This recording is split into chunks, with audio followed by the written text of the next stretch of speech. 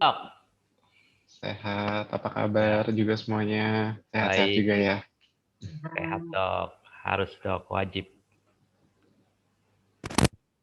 Pesertanya baru 17 ya, Kita menyusul tunggu nih. sebentar lagi kali ya. Ya, lagi pada antri tiket ya. Ini Antri disobek tiket masuk ya, Pak? iya. Kayaknya Dokter Fahri juga belum join nih sambil kita nunggu dokternya semua hadir ya. Tuh dokter Budi. Dokter Budi udah join. Hai dokter. Halo.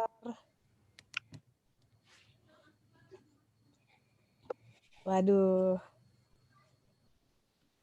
Gimana kabar semuanya? Baik, sehat, alhamdulillah.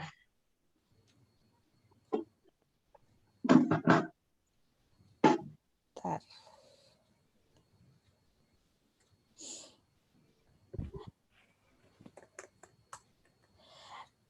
Bagi teman-teman nih yang mau ngucapin anniversary ke serial ortopedi juga bisa langsung tulis di kolom komen.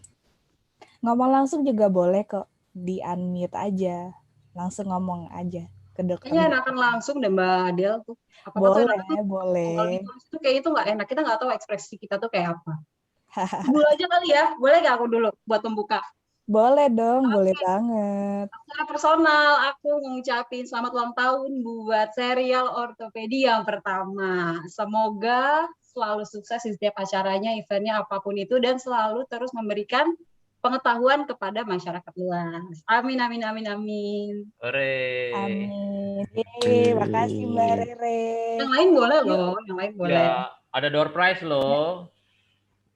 Yang pokoknya yang istilahnya tuh kalau kita tuh perhatiannya teralih, bisa-bisa di pikiran kita, wah itu aja tuh yang dikasih door prize-nya tuh. Ini ngomong buat diri sendiri, Pak. Udah nyuruh si Pak Johnson. Enggak ya? Pak Johnson suruh aktif. Oh, Waduh. gitu. Siap. Aktif Semua harus aktif.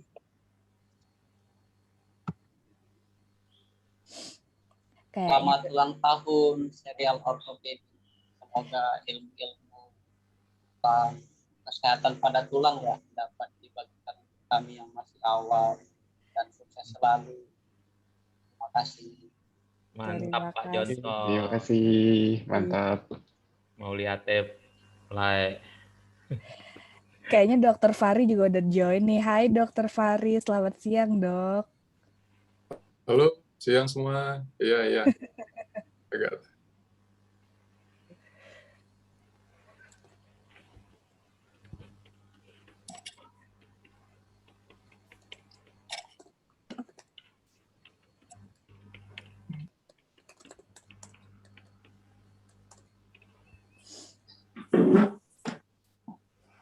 Apa kabar dok? Dokter Fahri? Baik Pak, alhamdulillah. Gimana Pak kabarnya? Iya, ya sehat lah, lancar, harus. Ya mudah-mudahan sehat semua ya. Udah lama ya kita ya nggak ketemu ya dok. Ya lumayan Pak. Mungkin ada 6 bulanan kali Pak ya. Ada 6 bulanan.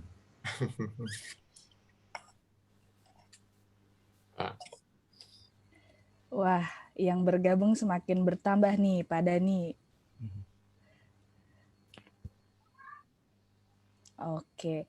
Ya, jadi bagi teman-teman yang baru join, selamat bergabung di webinar Special Anniversary Serial Ortopedi. Nah, karena ini momennya lagi anniversary, jadi bagi siapapun yang mau ngucapin langsung ke Serial Ortopedi, bisa langsung unmute, buka kameranya, terus ucapin deh buat dokternya. Selamat bergabung Ibu Lian, Mbak Meli, Mbak Nadia. Oh, ada Pak Bowo nih. Aduh, sahabat saya nih Pak Bowo nih. Selamat bergabung Pak Bowo. Iya, Selamat terima kasih bergabung Pak. Pak Bowo.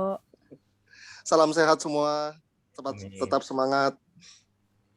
Terima kasih. Salam sehat. Oke. Ada juga nih yang ngucapin dari Niluh Serin Prihantana di komen happy anniversary dari Ninin Dita Prameswari. Selamat ya serial ortopedi, semoga selalu sukses ya. Amin. Amin. Terus dari Surya Wibawa, selamat ulang tahun serial ortopedi. Nah, terima kasih nih atas ucapannya. Terus dari Pak Bowo, selamat ulang tahun serial ortopedi. Terima kasih semua atas ucapannya. Nah, bagi teman-teman yang masih mau ngucapin, boleh langsung di-unmute kalau mau ngomong langsung atau bisa tulis di kolom komen. Nah, pada webinar kali ini nanti akan dimoderatori oleh Mbak Rere. Ya kan Mbak Rere? Nah, terus materinya akan disampaikan langsung oleh Dr. Aldo. Oke, sip. Ini sebenarnya pada nggak sabar nih, Mbak Adel. Kita masih nunggu ya, masih nunggu antrian ya, antrian masuk. Iya nih, masih nunggu antrian masuk, coba kita tunggu yang lain. Nah, pokoknya teman-teman jangan lupa bisa simak sampai akhir karena akan ada door prize menarik untuk teman-teman semua yang bisa proaktif, yang mungkin nanti bisa ikut jawab kuis. Dan jangan lupa follow dan juga mention ke @serialortopedi. Gitu.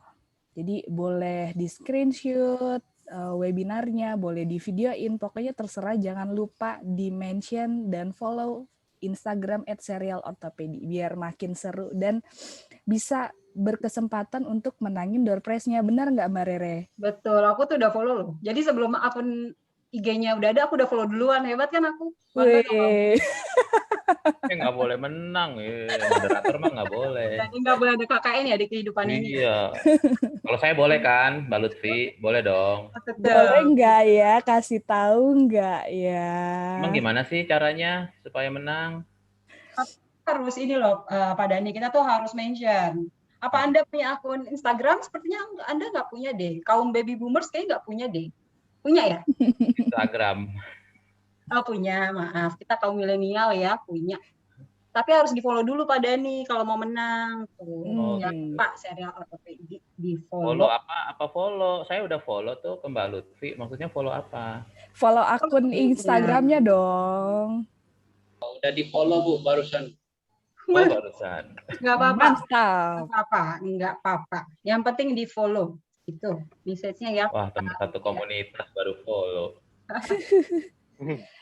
Ya, acara webinar spesial serial ortopedi juga disupport oleh Talent Story, Bahasa.com, Wardrock.id, Iwapi Jakarta Timur, Gaul Studio, Karir Care Indonesia, Phone Break, dan Baur Space.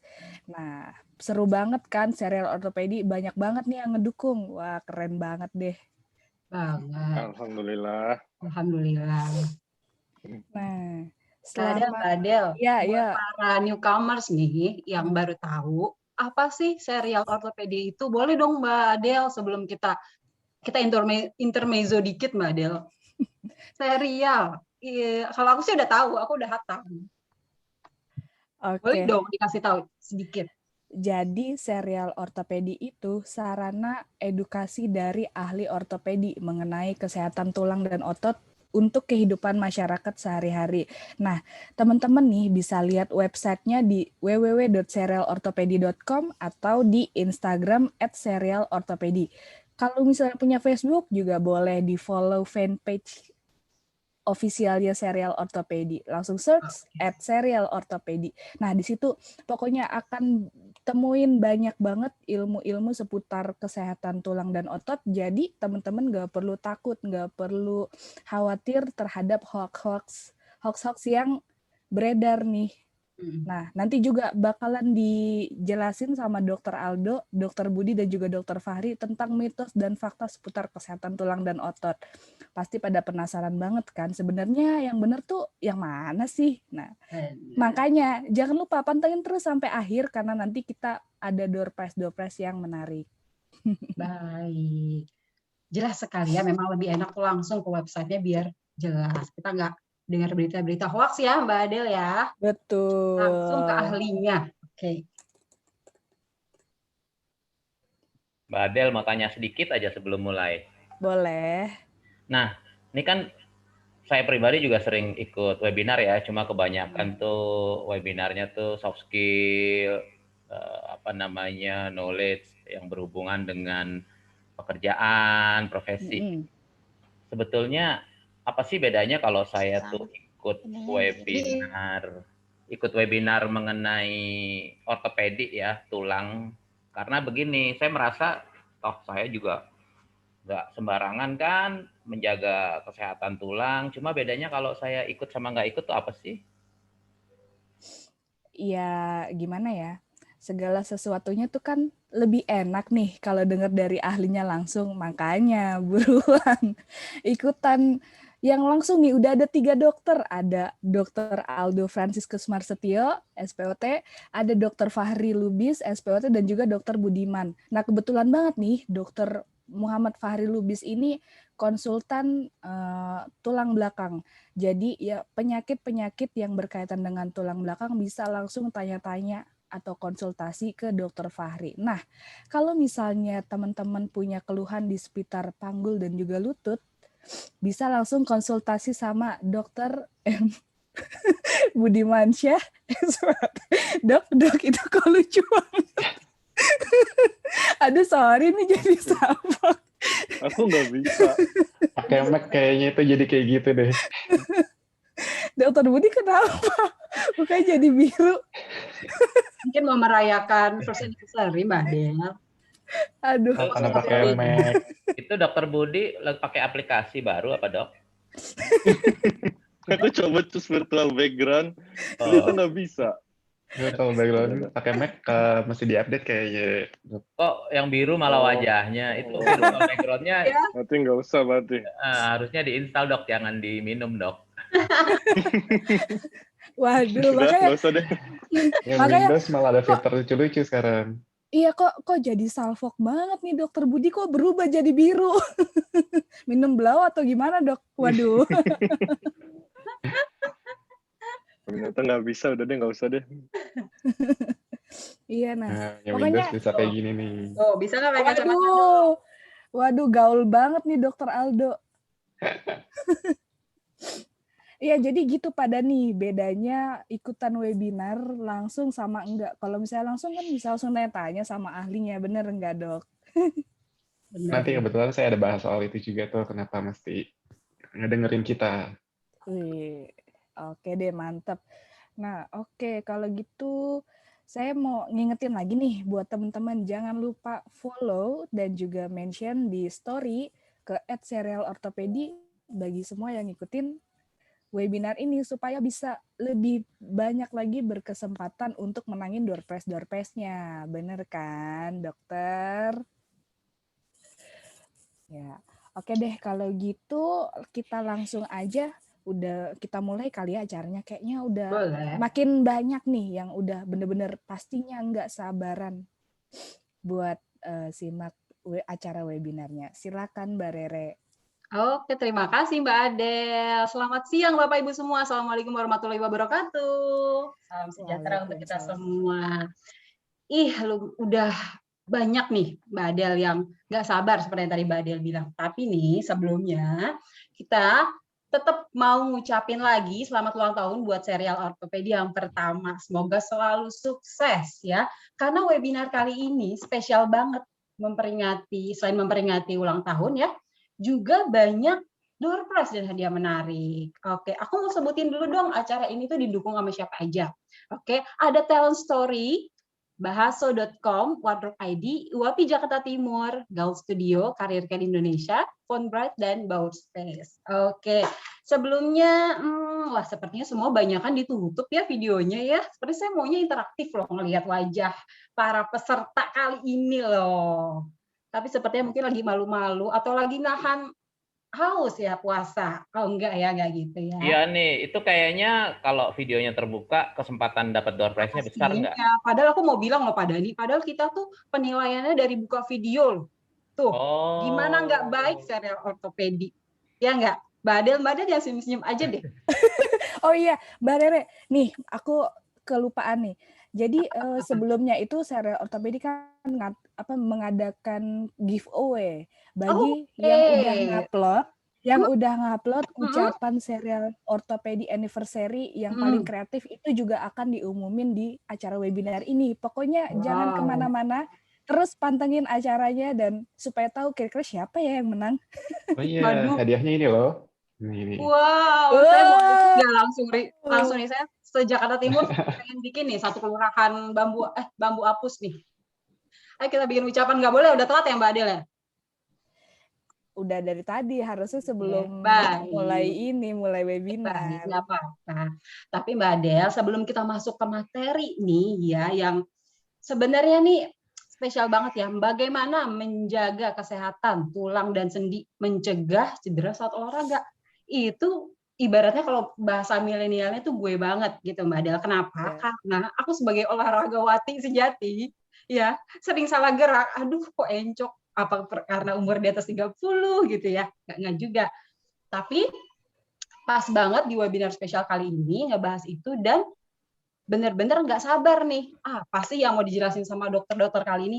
Tapi tadi sebenarnya sih para ahli-ahli dari serial ortopedi ini udah disebutin nih sama Mbak Adel, tapi boleh ya saya sebutin lagi ya, dan juga boleh sama. banget. Oke. Aku mau bacain takut salah namanya, soalnya kata kalau salah-salah gitu takut kena pasal perbuatan tidak menyenangkan. Oke, yang pertama itu ada Dr. Fahri Lubis, spesialis ortopedi konsultan tulang belakang. Wah, say hey Dokter. Ya Mbak. Hai Dokter. Halo, ya salam kenal semua. Dokter Fahri dari Sumatera Utara ya? Betul. Oke. Berarti saya dapat smartwatch ya Dokter Aldo ya? Oke, saya bikin pertanyaan sendiri, jawab sendiri. Oke, yang kedua ada Dokter M. Budimansyah, spesialis ortopedi konsultan panggul dan lutut. Halo dokter, selamat siang. Assalamualaikum. Halo. Masih puasanya masih kuat ya dok ya? Kuat dong. Insya Allah. Oh, insya Allah. Saya dengar banget kalau waktu saya pernah bawain bantu dokter di yang kemarin acara yang pertama kita ya, ingat ya dok ya? Oke. Ya betul. Saya ingat, kalau mau nurunin berat badan jangan lari tapi jalan, itu yang saya ingat sih dok. Oh, ya. Itu doang ya. Benar. Okay. Terus ya nggak, kalau yang dari tadi dokter udah sumringah banget ya. Ini baju sama backgroundnya udah sama nih Mbak Lutfi, keren banget. Dan yang paling oke sih, paling keren sih, mantap. Yang paling keren sih mukanya nggak jadi biru, itu sih yang paling utama ya. Ya, milenial banget ya. Kita sapa dulu ada Dokter Aldo Franciscus Marcetius, dokter spesialis ortopedi. Oke, halo dokter. Selamat siang. Kayak sumringah banget ya. Kayak habis lari berapa kilo gitu. Mau nyoba cedera nggak nih saya? Saya sebelum mulai webinar ini sih olahraga dulu loh dok. Siapa tahu ada cedera gitu kan, tapi ternyata enggak. Berarti saya masih oke lah gitu dok. Dok, sebelum kita masuk nih, oh ya saya mau info dulu nih.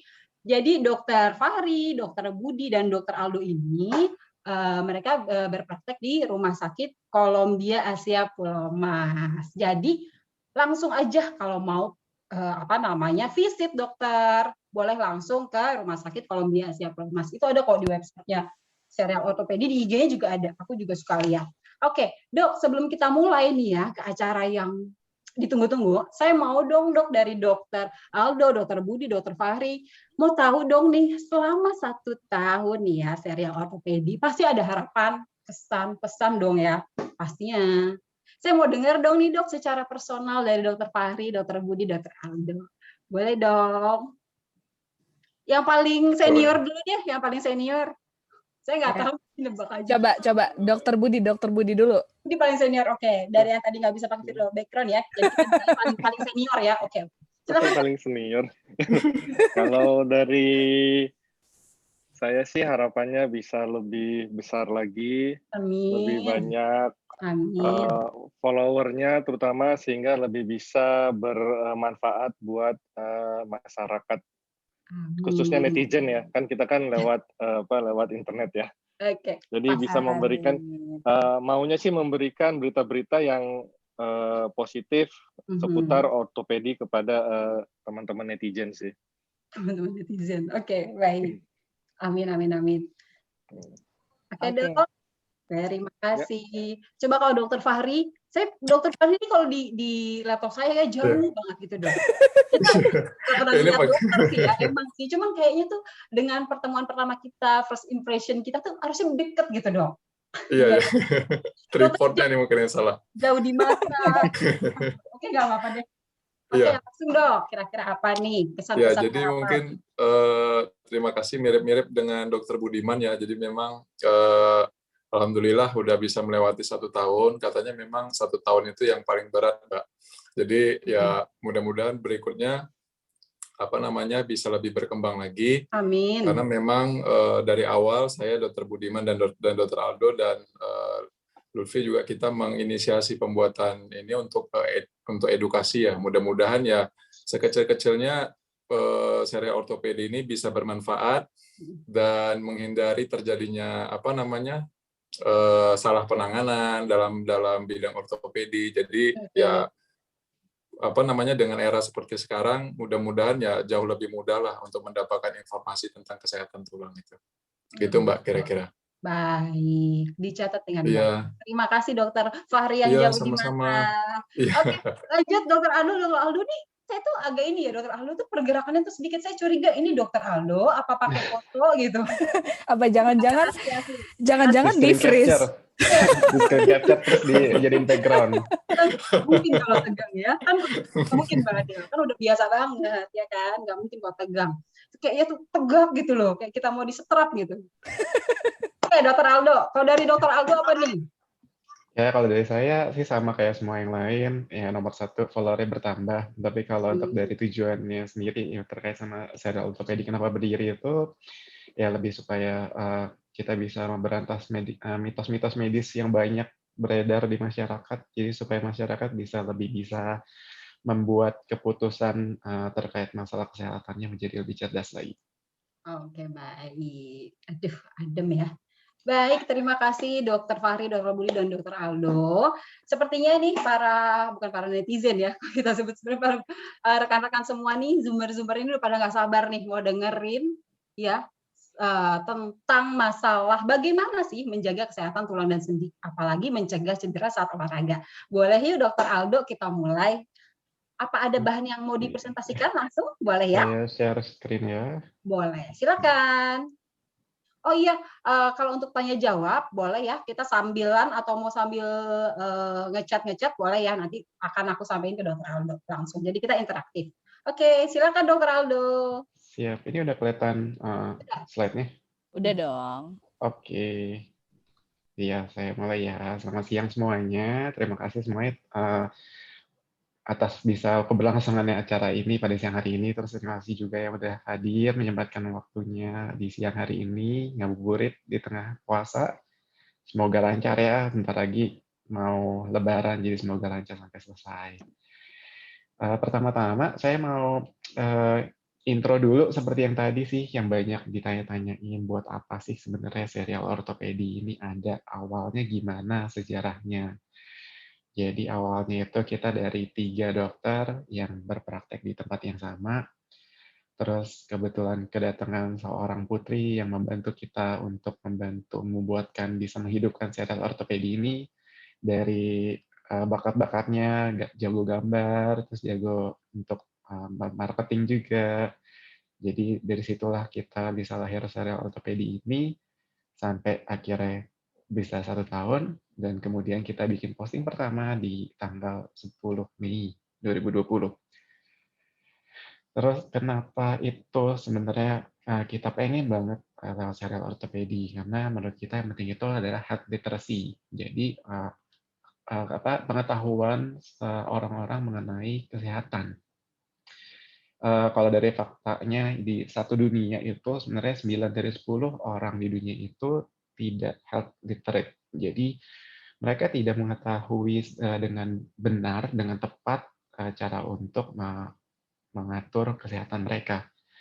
Jadi kan kalau orang dapat informasi itu kan awal-awal biasanya mereka dapat informasi, terus habis itu mencerna, kemudian berpikir apa yang akan dilakukan dengan informasi itu, dan kemudian bertindak.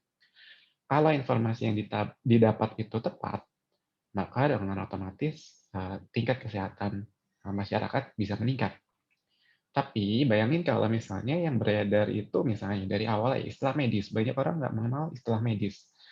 Kemudian belum kalau misalnya yang beredar itu hoax atau bahkan mistis, otomatis informasi yang didapat itu bisa salah, orang juga cernanya salah, dan kemudian tindakan dari orang tersebut terhadap kesehatannya akan salah, dan kemudian bisa menyebabkan, kalau di bidang ortopedi terutama, bisa menyebabkan disabilitas.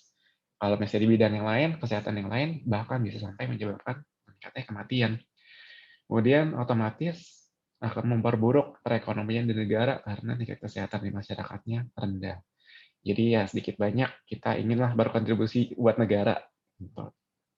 Nah, terus ini bagian dari health literacy juga. Jadi kalau ada orang punya pengetahuan tentang penyakit, mereka pasti akan mengerti tentang untuk prevensi, untuk proteksi, melindungi diri, dan juga mengetahui cara mengatasi situasi-situasi tidak terduga.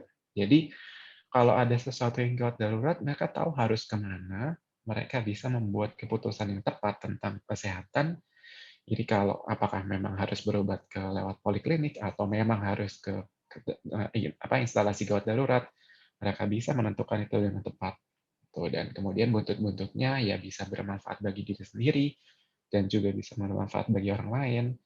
Dan kayak gambar yang sebelah kanan atas itu, kalau kita punya badan yang sehat, pikiran yang sehat, otomatis kehidupan kita pasti akan jadi happy. Nah, sekian dulu intronya, kita masuk ke materi yang utama ya, yaitu tentang menjaga kesehatan tulang dan sendi di masa pandemi. Saya akan bicaranya lebih untuk terkait masalah kesehatan yang cukup umum, yang banyak orang tanyakan, yaitu memang lebih ke masalah pengapuran, pengeroposan, dan kemudian nanti ada sekilas juga tentang nyeri sendi dan untuk berolahraga juga. Untuk masalah yang paling sering orang tanyakan dulu, paling sering yaitu terkait dengan pengapuran, atau nama lainnya ada osteoartritis. Jadi osteoartritis itu secara definisinya itu kerusakan sendi kronis. Bisa terjadi di sendi mana aja, terutama paling sering lutut, karena dia memang di antara dari semua sendi dialah yang menumpu beban tubuh. Jadi proses penyakitnya itu awal-awalnya dari sendi, kan ada tulang rawannya, dan kadang dari sendi, termasuk dari lutut ada bantalannya juga. Jadi tulang rawannya itu makin lama seiring dengan waktu, semakin terkikis, bantalnya menipis, lalu lama-lama tulangnya itu tidak mulus lagi, tidak ada lapisannya. Yang biasa menyebabkan faktor resikonya itu paling sering usia, tapi bisa lebih cepat kalau ada riwayat trauma, kecelakaan, atau misalnya berat badan berlebih sampai obesitas, atau gaya hidup yang buruk, misalnya sering angkat barang berat, naik turun tangga dengan tidak hati-hati, dan penyakit yang lain biasanya terkait dengan penyakit metabolik, atau misalnya seperti asam urat, rematik, diabetes, dan sebagainya. Gejala yang paling sering dikeluhkan yaitu nyeri, krepitasi. Krepitasi itu jadi sendinya pada saat digerakkan bunyi kretek-kretek atau kerasa nyeri, dan kemudian deformitas, perubahan bentuk dari sendi yang normal. Ada ilustrasinya juga, itu contoh gambarnya. Kalau yang di sebelah kiri kan lebih mulus, tapi kalau yang di sebelah kanan udah lebih kasar, tulang rawannya terkikis. Nah, ini pernah kita luncurkan juga di Instagram kita. Sebenarnya ada tips sederhana untuk bisa, bukan lebih mengatasi, tapi lebih bisa juga untuk mencegah. Jadi, waktu awal bisa dipakai untuk mencegah, jika sudah mulai muncul gejala, bisa dipakai untuk sebagai terapinya, fisioterapinya, untuk mengurangi rasa nyerinya. Ada berbagai latihannya, seperti untuk stretching, dan untuk peregangan, dan untuk penguatan otot. Intinya dari gerakan ini itu lebih untuk melunturkan sendi lutut dan untuk menguatkan otot paha, yang dimana sebetulnya juga berlaku pada semua sendi. Jadi manapun yang terasa, misalnya ngilu, nyeri, biasanya itu bisa dilatih dengan melenturkan sendinya dan menguatkan otot di sekitar sendinya. Kemudian untuk masalah tentang kropos, jadi namanya penyakit itu osteoporosis. Dari asal katanya sendiri, osteo itu tulang, porosis itu berongga. Berarti ya tulangnya jadi berongga. Jadi suka banyak tuh orang bilang, osteoartritis, osteoporosis, suka tertukar-tukar pengapuran, keropos, suka tertukar tuh masalahnya, arti dari istilahnya. Nah, jadi kalau osteoporosis itu tulangnya keropos, bayangin seperti rumah dengan pondasi yang sudah lapuk, gitu. Sehingga tulangnya itu rentan untuk patah. Gejalanya biasanya orang datang ke dokter itu kalau sudah keburu patah, gitu. Karena dia disebutnya silent disease. Jadi sebelum orang menderita nyeri atau patah tulang, seringkali dia merasa aman, tidak apa-apa. Gitu. Sampai sudah patah, baru dia ke dokter, baru ketahuan kalau udah keropos. Nah, kenapa penyakit ini juga saya presentasikan dari sekarang, walaupun maksudnya audiensnya kebanyakan pasti lebih muda ya, karena pencegahan itu lebih baik dilakukan sedini mungkin dan memang kita bisa lakukan sedini mungkin sebelum keburu terjadi keropos. Nanti saya jelaskan lebih lanjutnya kenapa. Untuk osteoporosis ini selain gejalanya berupa patah, gejala lainnya biasanya nyeri di satu badan, di tulang-tulang, otot-otot, terutama di tulang-tulang yang menumpu beban badan, misalnya punggung. Kadang-kadang nggak kerasa juga kalau misalnya kita kayak ketemu orang tua, lama-lama kok makin bongkok. Nah, itu bisa dicurigai kalau ada tulang keropos di situ. Gitu. Untuk patofisiologi dari penyakitnya, sumber penyakitnya, yaitu terkait karena ketidakseimbangan sel. Saya tidak akan berbicara banyak di saat webinar ini karena fokus utamanya sekarang ini lebih ke tindakannya ya. Jadi apa yang bisa kita lakukan untuk mencegah penyakit-penyakit ini. Nah, untuk bisa mencegah penyakit osteoporosis, kita harus tahu faktor resikonya itu apa aja sih. Gitu. Faktor resikonya dari kalau keropos ini ada yang bisa diubah dan ada yang tidak bisa kita ubah.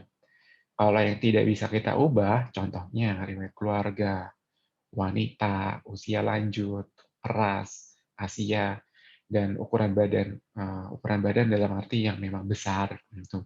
Itu memang sulit untuk dirubah. Tapi banyak hal yang sebenarnya bisa kita ubah untuk tidak lebih memperparah lagi. Misalnya dengan aktivitas fisik yang kurang, itu justru mencetuskan untuk mudah keropos. Kemudian nutrisi seperti kalsium, vitamin D, itu kalau misalnya berkekurangan justru bisa membuat keropos. Kemudian kebiasaan-kebiasaan buruk seperti minum alkohol, merokok, itu membuat dampak buruk tidak hanya kalau orang bilang seperti paru-paru, liver, ginjal, tapi sebenarnya juga ada dampaknya dengan ke tulang, yaitu membuat lebih keropos. Kemudian kadang kelainan metabolik yang lain memang tidak semuanya bisa kita ubah, tapi sering kebanyakan dari penyakit itu bisa kita cegah. Misalnya dari diabetes. Kalau kayak diabetes itu kan bisa, kalau untuk yang didapat yang tipe 2, bisa kita cegah juga sedini mungkin. Kalau untuk tindakan mencegah penyakit yang metabolik tersebut, lebih ke bagian lain ya, jadi untuk pencegahannya di bagian lain nanti. Kemudian untuk konsumsi obat rutin seperti steroid, memang ini tergantung dari kita. Ada penyakit yang membutuhkan untuk kita mengkonsumsi steroid secara rutin atau tidak. Tapi di kebanyakan di prakteknya, yang praktek lapangan yang sering ditemukan, misalnya nih, saya ngerasa sakit, terus habis itu banyak minum obat-obatan pereda sakit sendiri tanpa konsultasi ke dokter, atau misalnya minum jamu-jamuan tanpa kita ketahui jamu-jamuan itu sebenarnya diselipin sama si mbok jamunya kalau ada steroidnya. Nah, seringkali obat-obatan dan jamu-jamuan tersebut itulah yang sebetulnya bisa mencetuskan tulang keropos. Dan juga salah satunya osteoartritis tadi, pengapuran. Tuh. Untuk diagnosisnya sebetulnya memang harus pemeriksaan ke dokter, banyak pemeriksaan, salah satunya yang ada di layar ini, nanti mungkin bisa dibaca sendiri. Nah, untuk mencegahnya seperti tadi, saya bilang, yaitu mencegah faktor risiko yang dapat diubah.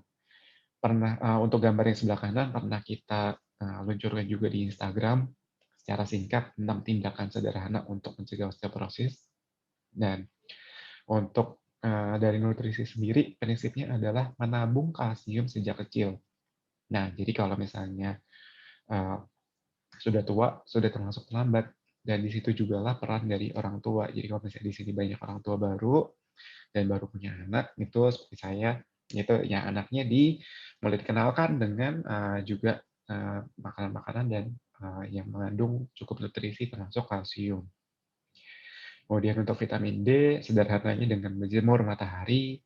Kemudian untuk aktivitas fisik, tetap olahraga, tapi yang terukur, jadi mengukur kapasitas tubuh kita sendiri. Kalau misalnya memang masih bisa aktif, mungkin ya seaktif mungkin olahraganya, tapi kalau misalnya memang ada cedera, atau misalnya sudah usia lanjut, memang bisa membatasi dengan berjalan kaki atau tai chi. Kemudian hindari merokok, minum alkohol, dan minuman mengandung kafein, kebiasaan buruk tersebut. Gitu. Dan jika memang ada keturunan, maka harus sadar sendiri untuk mulai memeriksakan diri ke dokter pada saat memulai masa menopause. Nah, ini mulai kita, ini kali ya, Mbak Lutfi kali ya, sesi mau fakta mitos pertama, bisa dijadiin kuis. Boleh banget dong, Dok. Oke, ini mungkin yang hadir di sini bisa ngetik di chat kali ya. Ini masuk fakta atau mitos? Kalau kaum pria itu aman dari osteoporosis. Bisa langsung tuh di chat. Ayo, tinggal simpel aja, fakta, mitos, fakta, mitos, fakta, mitos. Mitos atau fakta? Jatuhnya jadi cepet-cepetan ini ya. Oke lah, ya udah banyak banget yang nyebut mitos. Ya, sip, betul. Ya, jawabannya memang mitos. Jadi di kuis yang pertama ini, yang menang siapa nih? Saya Mira atau Mbak Lutfi atau Mbak Re? Yang paling pertama tadi udah bener. Oke, jadi yang menang yang Vincentia Melia. Sip lah. Oke. Menang Vincentia Meli ya. Siap. Oke, udah cukup ya. Kita lanjut lagi dulu. Oke. Sip. Nah, jadi kalau kaum pria itu tidak berarti dia aman dari osteoporosis, karena memang walaupun wanita itu dapat duluan dari pas menopause dari sekitar usia 50-an, tapi pada saat usia 70-an itu mau pria, mau wanita juga sama aja. Pasti akan keropos juga. Cuma memang wanita lebih cepat duluan di antara usia 50 sampai 70, tapi terus pada saat usia 70 sama-sama, pria juga sama dan juga akan menyusul. Kalau misalnya di bawah usia 70 tahun, biasanya lebih disebabkan sama penyebab sekunder tadi, antara gaya hidup, penyakit, atau obat-obatan yang rutin dikonsumsi. Nah, untuk nutrisi, jadi prinsipnya adalah beri makan tulang Anda. Yang tadi seperti saya bilang, itu dari awal mungkin untuk dikasih nutrisi yang cukup. Kalau suka lupa, mungkin bisa screen capture juga slide ini, bisa membantu juga. Jadi ada banyak nutrisi sebenarnya. Untuk komponen utamanya memang kalsium, jadi untuk dipenuhi sekitar 1.200 mg per hari. Bisa didapat dari berbagai makanan, terutama susu, keju, yogurt juga tuh saya lupa tuh di situ, dan sayur-sayuran, kacang, dan makanan-makanan lainnya. Kemudian juga vitamin D3, kalau vitamin D3 masih suka banyak perdebatan berapa banyaknya per hari, tapi prinsipnya di atas usia 5 tahun, 1.000 unit per hari. Kemudian vitamin-vitamin lain yang juga membantu untuk membentuk tulang seperti fosfor, magnesium, vitamin A, C, dan K. Itu semua saling bersinergis satu sama lain untuk membantu penyerapan kalsium dan membuat tulang semakin kuat. Nah, terus untuk kita ngomongin yang utama dulu aja kali ya. Kalau yang untuk yang lainnya sih jelas penting juga, tapi kita ngomongin komponen utamanya yaitu kalsium dan vitamin D. Perlu nggak sih sampai mengkonsumsi suplemen atau cukup dengan makanan aja? Nah, ini mungkin boleh di screen capture juga untuk dosisnya sebenarnya. Nah, kalau mau diperinci per usia. Tapi kalau nggak mau pusing, ikutin slide saya yang sebelumnya tadi, ini angka-angkanya untuk singkatnya segitu aja. Nah, terus sebenarnya cukup nggak sih dari makanan yang sehari-hari kita makan gitu? Ya awalnya kenapa kalsium? Karena dia komponen utama nyusun dari tulang. Tubuh tidak bisa membuat kalsium sendiri, sehingga harus kita dapat dari makanan dan suplemen. Nggak cuma untuk tulang, kalsium itu juga bermanfaat untuk otot, syaraf, jantung, darah, dan sel tubuh lain. Jadi kalau misalnya kekurangan kalsium, efeknya nggak cuma ke tulang aja sebetulnya, tapi juga ke semua organ-organ itu. Terus makanan yang paling banyak tadi seperti saya bilang, yogurt itu paling banyak. Kemudian keju. Itu angka-angka yang di belakang makanannya itu adalah jumlah kandungan kalsiumnya. Sedangkan tadi kan saya bilang paling nggak sehari 1.200. Nah, jadi ya tinggal ditambah-tambah aja sendiri kira-kira cukup nggak dalam sehari itu.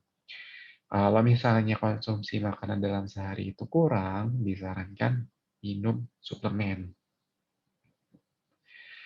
Nah, terus untuk kuis yang kedua, sekarang lanjut lagi ke tadi, lewat chatnya boleh, fakta atau mitos. Konsumsi kalsium bisa meningkatkan resiko pengapuran.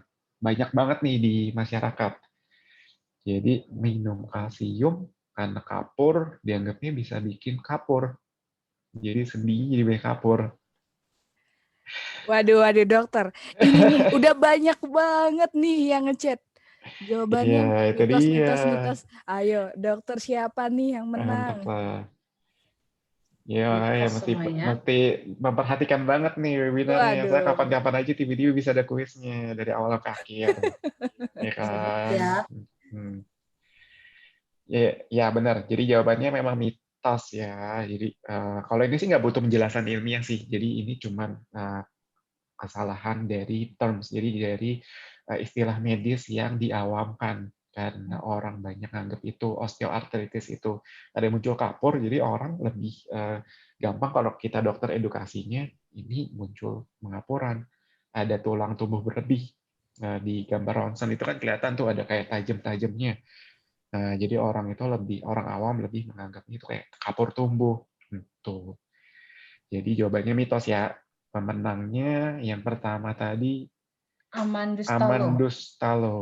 Tuh. Yeay. Oh, jarinya ya.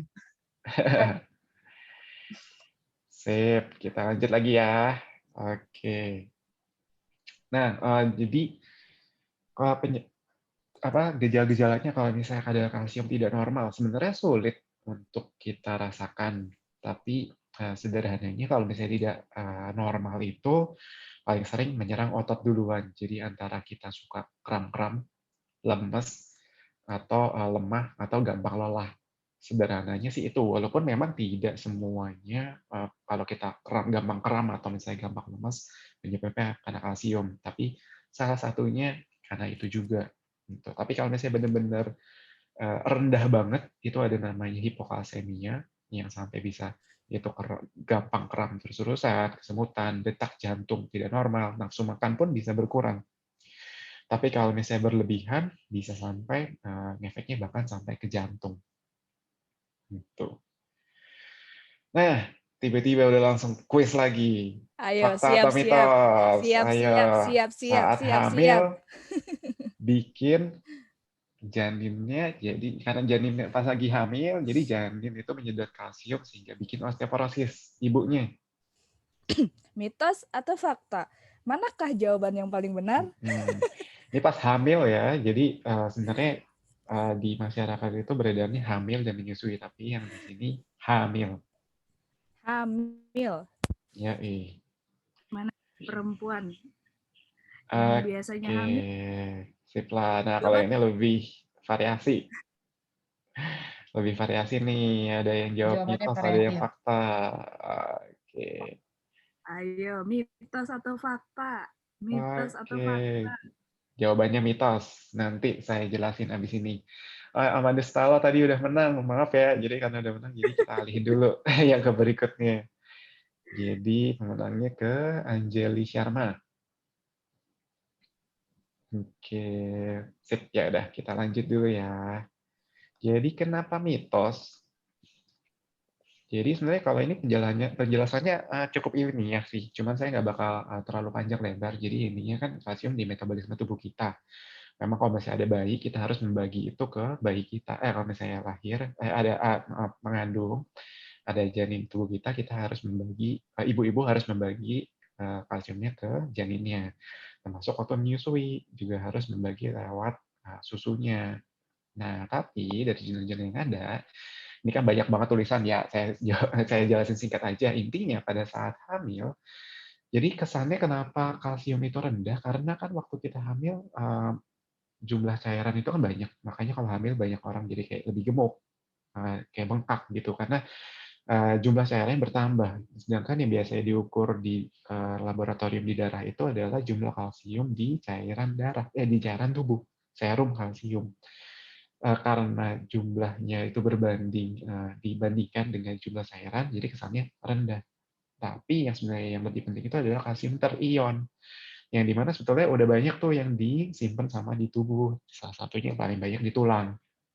Jadi kesimpulannya kalau misalnya pas lagi hamil, tidak bisa menyebabkan menjadi keropos karena kecuali kalau misalnya dari awal itu memang udah sedikit banget kalsiumnya, memang sudah resiko untuk keropos. Kemudian pada saat hamil maka jadi bikin makin keropos. Memang ada istilahnya sendiri tuh osteoporosis pada saat kehamilan. Tapi kalau misalnya tidak, ya tidak akan malah menjadi keropos. Gitu. Nah, berbeda dengan pada saat menyusui. Pada saat menyusui, memang dari faktanya memang bisa menyebabkan ibu itu kehilangan kepadatan tulang sampai 10%. Tapi setelah selesai menyusui, itu akan terbayar sendiri. Maka kepadatan tulangnya akan dengan cepat kembali sendiri. Gitu. Jadi memang bisa kesannya seperti keropos, dan memang betul-betul secara terukur dari bone mineral density dari BMD itu keropos pada saat menyusui. Tapi setelah berhenti menyusui, akan kembali sendiri kepadatan tulangnya. Gitu. Nah, ini yang tadi saya bilang, PLO, jadi Pregnancy Lactation Associated Osteoporosis. Nah, terus kemudian kita pindah ke vitamin D. Kenapa vitamin D ketiga itu juga penting? Karena kalsium itu tidak bisa 100% diserap oleh tubuh. Kalau misalnya dalam kondisi kekurangan vitamin D yang bisa diserap itu hanya 10-15%. Tapi kalau misalnya normal, bisa sampai 30-40%. Gitu. Nah, kalau misalnya tidak kekurangan vitamin D, risikonya penyakit seperti rickets, osteomalacia, jadi ya tulangnya keropos di usia yang lebih awal. Gitu. Kadar normalnya sekitar 30, minimal 30 sampai 50. Lebih tinggi tidak berarti lebih baik. Gitu. Karena dari penelitian cukup antara 30 sampai 50 saja. Gitu. Bisa berlebihan atau berbahaya atau kondisi yang disebut hipervitaminosis kalau di atas 125. Jadi kan belakangan ini terutama pada masa pandemi ini kan banyak orang berlomba-lomba ya, jadi kayak minum vitamin D karena memang juga bisa mencegah dari COVID gitu. Tapi ada baiknya kalau memang juga rutin diperiksa. Jadi jangan sembarangan minum. Kalau misalnya kurang boleh minum dosis yang tinggi, tapi kalau misalnya sudah cukup tidak perlu. Gitu. Seberapa banyak yang diperlukan setiap harinya, memang dengan berjemur matahari sudah cukup. Tapi kalau dengan suplemen bisa sekitar 800 sampai 2000. Nah, fakta mitos lagi. Nah, ini kalau jemur matahari harus pagi-pagi. Ayo, fakta mitos. Waduh, langsung nih. Wah, Banyak banget ini komennya. bakalan Mitos atau fakta? variasi lagi nih. Variasi lagi. Ayo. Bener nggak ya? Mitos atau fakta, dokter? Oke, jawabannya mitos. Ini banyak orang memang, ya banyak orang yang nggak terlalu tahu sih. Jadi pemenangnya Nailul Muna Al-Malik. Betul, jawabannya mitos. Mantap lah, sip. Nah, kenapa mitos? Nah, kita lanjutin dulu. Pertama-tama kita harus mengerti dulu sinar matahari. Jadi memang sinar matahari itu ada 3 macam gelombang UV-nya, ultraviolet. Ada A, B, C. Nah, 95% itu UVA, 5% itu UVB. Kalau yang UVC itu sebenarnya nggak sampai ke bumi, karena dia udah kesaring duluan sama lapisan ozon. Cuma memang banyak yang bisa dibuat lagi sendiri untuk yang kalau misalnya kemarin kan dalam rangka pandemi banyak tahu tuh banyak alat-alat sterilisasi. Nah, itu memang menggunakan UVC. Gitu. Tapi sinar matahari itu sendiri pun sebenarnya paling nggak ada 2 komponen, yaitu UVA dan B. Yang berbahaya itu memang UVA, jadi dengan paparan sebentar saja itu memang ada resiko untuk terkena kanker, 95%-nya. dan ada UVB yang memang vitamin D3-nya lebih banyak, paling bagus, paling sehat. Tapi paparan lama pun juga sebenarnya bisa bikin kanker. Gitu. Nah, terus faktanya, jadi setiap matahari itu bersinar, UVA dan UVB itu ada. Gitu. Mereka berbarengan. Jadi mau pagi, mau siang, mau sore, mau mendung, mau terik, pasti ada. Cuma memang baik UVA baik UVB memang maksudnya kandungannya memang berbeda, tapi proporsinya pasti sama. Gitu. Jadi mau siang, mau pagi, mau siang, mau sore, sama aja. Nah, kemudian kita juga mesti tahu ini. Jadi kapan sih memang apa yang mempengaruhi dari kandungan vitamin D3 dari sinar matahari itu? Karena mempengaruhi sinar matahari yang bisa mencapai bumi.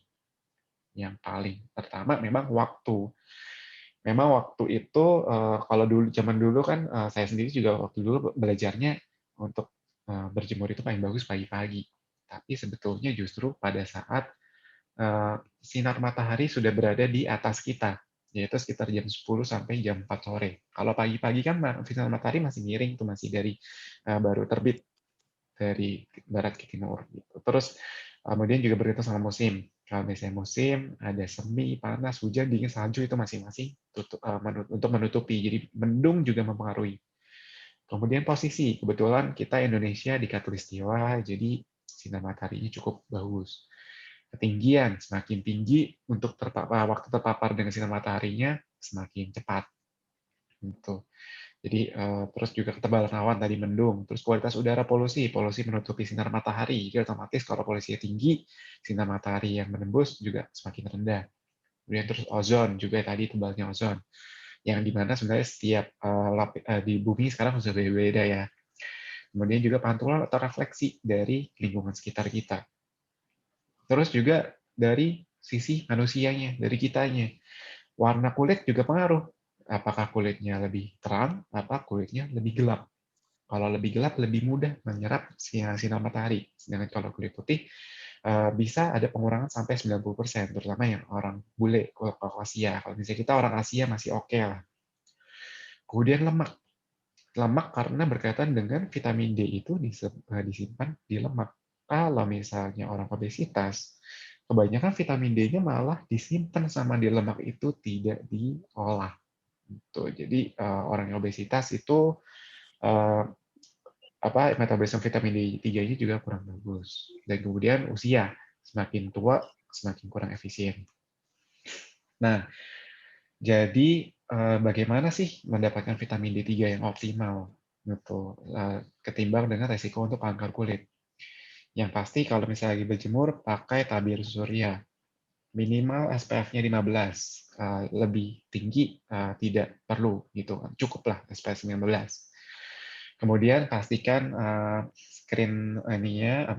sunscreen-nya, tabir suryanya yang tidak hanya memproteksi UVB tapi juga UVA. Jadi biasanya ada tulisannya tuh mengandung parasol. Gitu.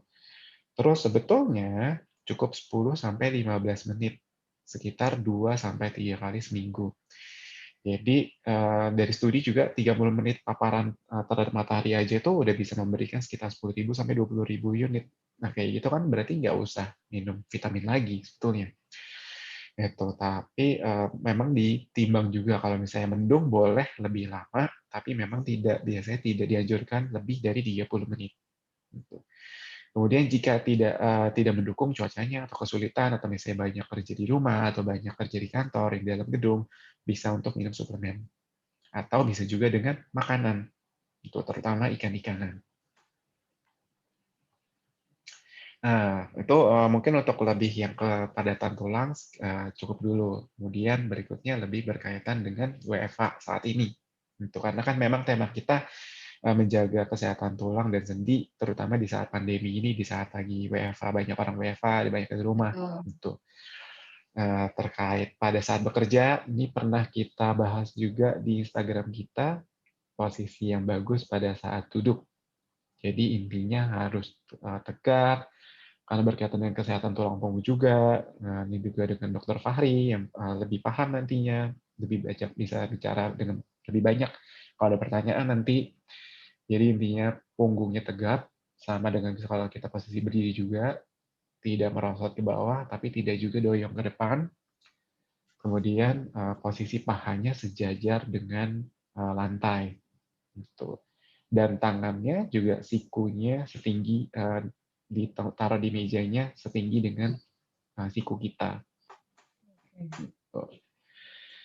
Terus juga kalau misalnya lagi banyak kerja, kadang-kadang kita nggak sadar banyakan duduk lama, terlalu lama. Bagusnya sih kalau lagi kerja setiap 2-3 jam itu diselingin ada istirahatnya. Kalau misalnya tidak ada istirahat dan bisa resiko sampai low back pain paling sering. Gitu. Nah, salah satunya ini exercise yang pernah kita luncurkan juga di Instagram kita, cara-cara untuk latihannya. Ini bisa di screen capture juga nih kalau bisa dapat dalam satu layar semua gaya latihannya.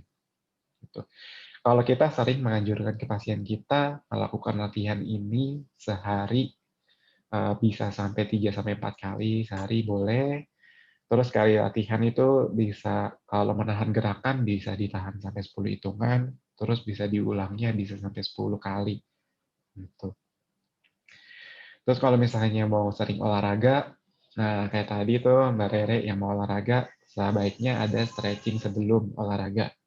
Setelah olahraga pun juga perlu untuk stretching. Gerakannya pun juga mirip-mirip. Ini gerakannya yang pernah kita luncurkan di Instagram kita juga. Kemudian kalau ada cedera, nomor 1, jangan dipijat, tapi pertolongan pertamanya itu, yaitu yang kita juga zaman dulu itu istilahnya RICE, jadi rest, istirahat, ice, DS, kemudian C, dikompres, pakai knee support, dan juga E, digantung, di elevate. Cuma memang ya seiring dengan perkembangan pengetahuan, nggak semuanya memang kalau diistirahatkan terus itu baik, gitu. Malah lama-lama terlalu lemes, gitu. Otot-ototnya singkatnya sih seperti itu. Tapi intinya sih adalah protect, dilindungi dulu. Jadi jangan dipakai tumpuk sekuat-kuatnya, tapi semampunya, seiring dengan bengkaknya berkurang dan nyerinya berkurang. Terus juga kayak itu dikompres dengan es batu, dipakein deker atau knee support atau ankle support atau bagian manapun yang cedera. Dan kemudian kalau bengkak juga pas lagi tidur diganjel ke atas. Terus kalau lagi booming kan tuh banyak sepeda. Saat sebelum sepeda juga ada posisi stretchingnya untuk pemanasannya. Ini dulu juga diluncurkan sama Dr. Fahri di Instagram kita, posisi untuk stretchingnya. Bagus banget nih, karena memang lagi booming dan penting. Dan posisi pun juga posisi menentukan prestasi. Kalau misalnya salah posisi pada saat bersepeda, setelah sepeda bukannya justru badan makin berasa enak, tapi pasti malah ngerasa pegel-pegel, sakit, nggak enak.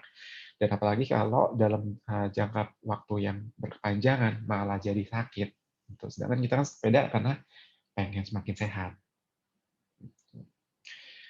Terus ini ada latihan-latihan sederhana yang kita juga sering meluncurkan di serial ortopedi itu contoh-contoh kasus penyakit yang ada, contoh-contoh cerita-cerita sehari-hari yang keseringan ya ceritanya itu kita dapat dari pengalaman kita praktek, dari pasien cerita ke kita, nah sakitnya kenapa bisa sakit, apa sih yang pasien itu ngelakuin sampai bisa jadi sakit gitu.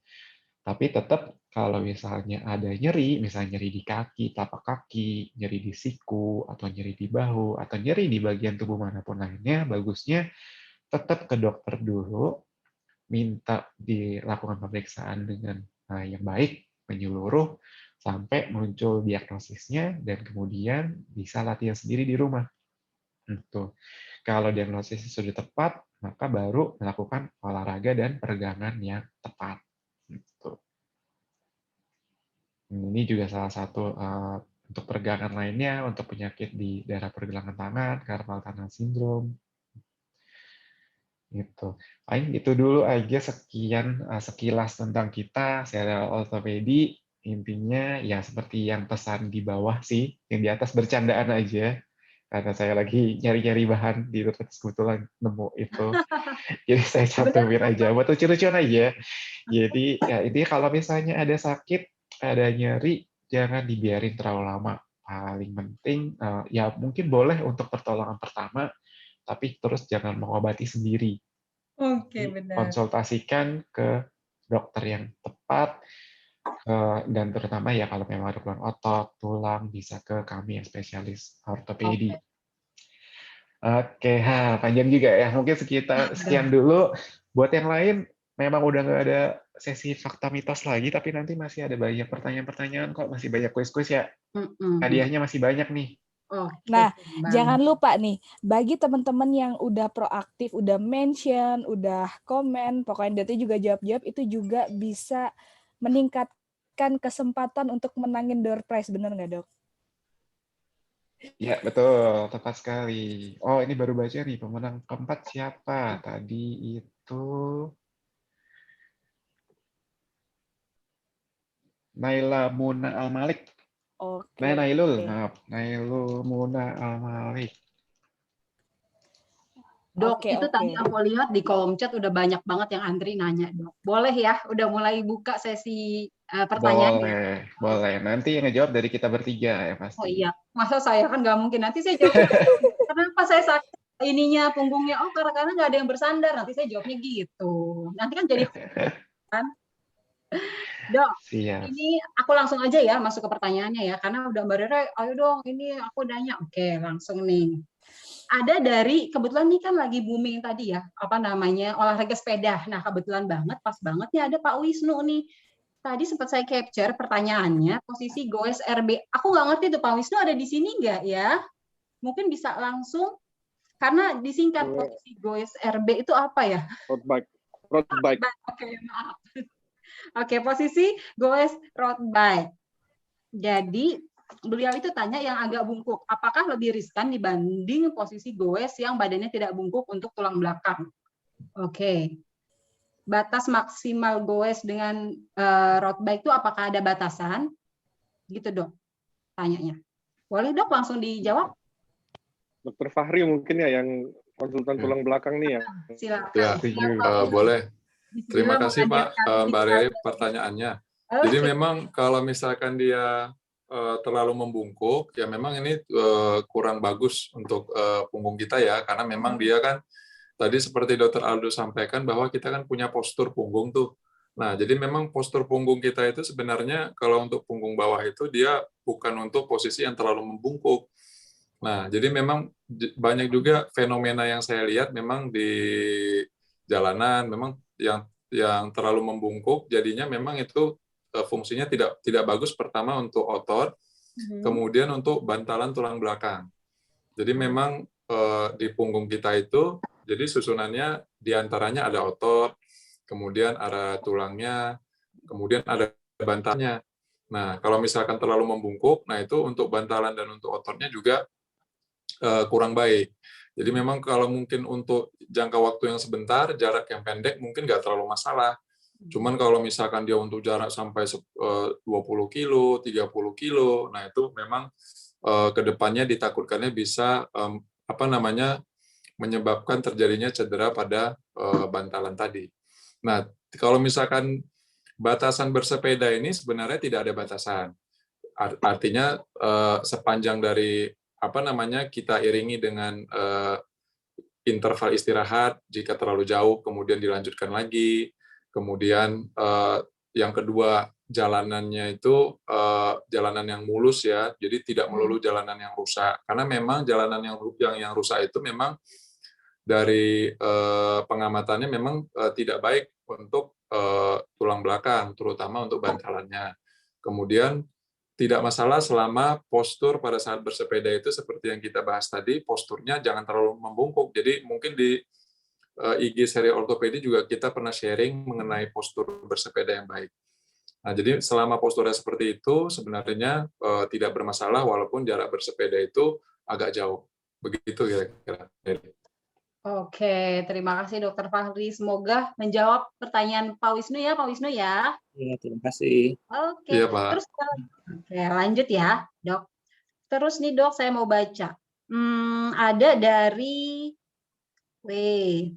dari Bapak Bowo. Mau tanya dokter, istri saya baru aja operasi artroskopi lutut 3 minggu lalu. Sebaiknya kapan istri saya bisa olahraga lagi. Dan kira-kira olahraga apa ya yang cocok setelah untuk orang yang melakukan operasi artroskopi? Terima kasih. Silakan dok. Saya nggak tahu nih siapa yang jawab.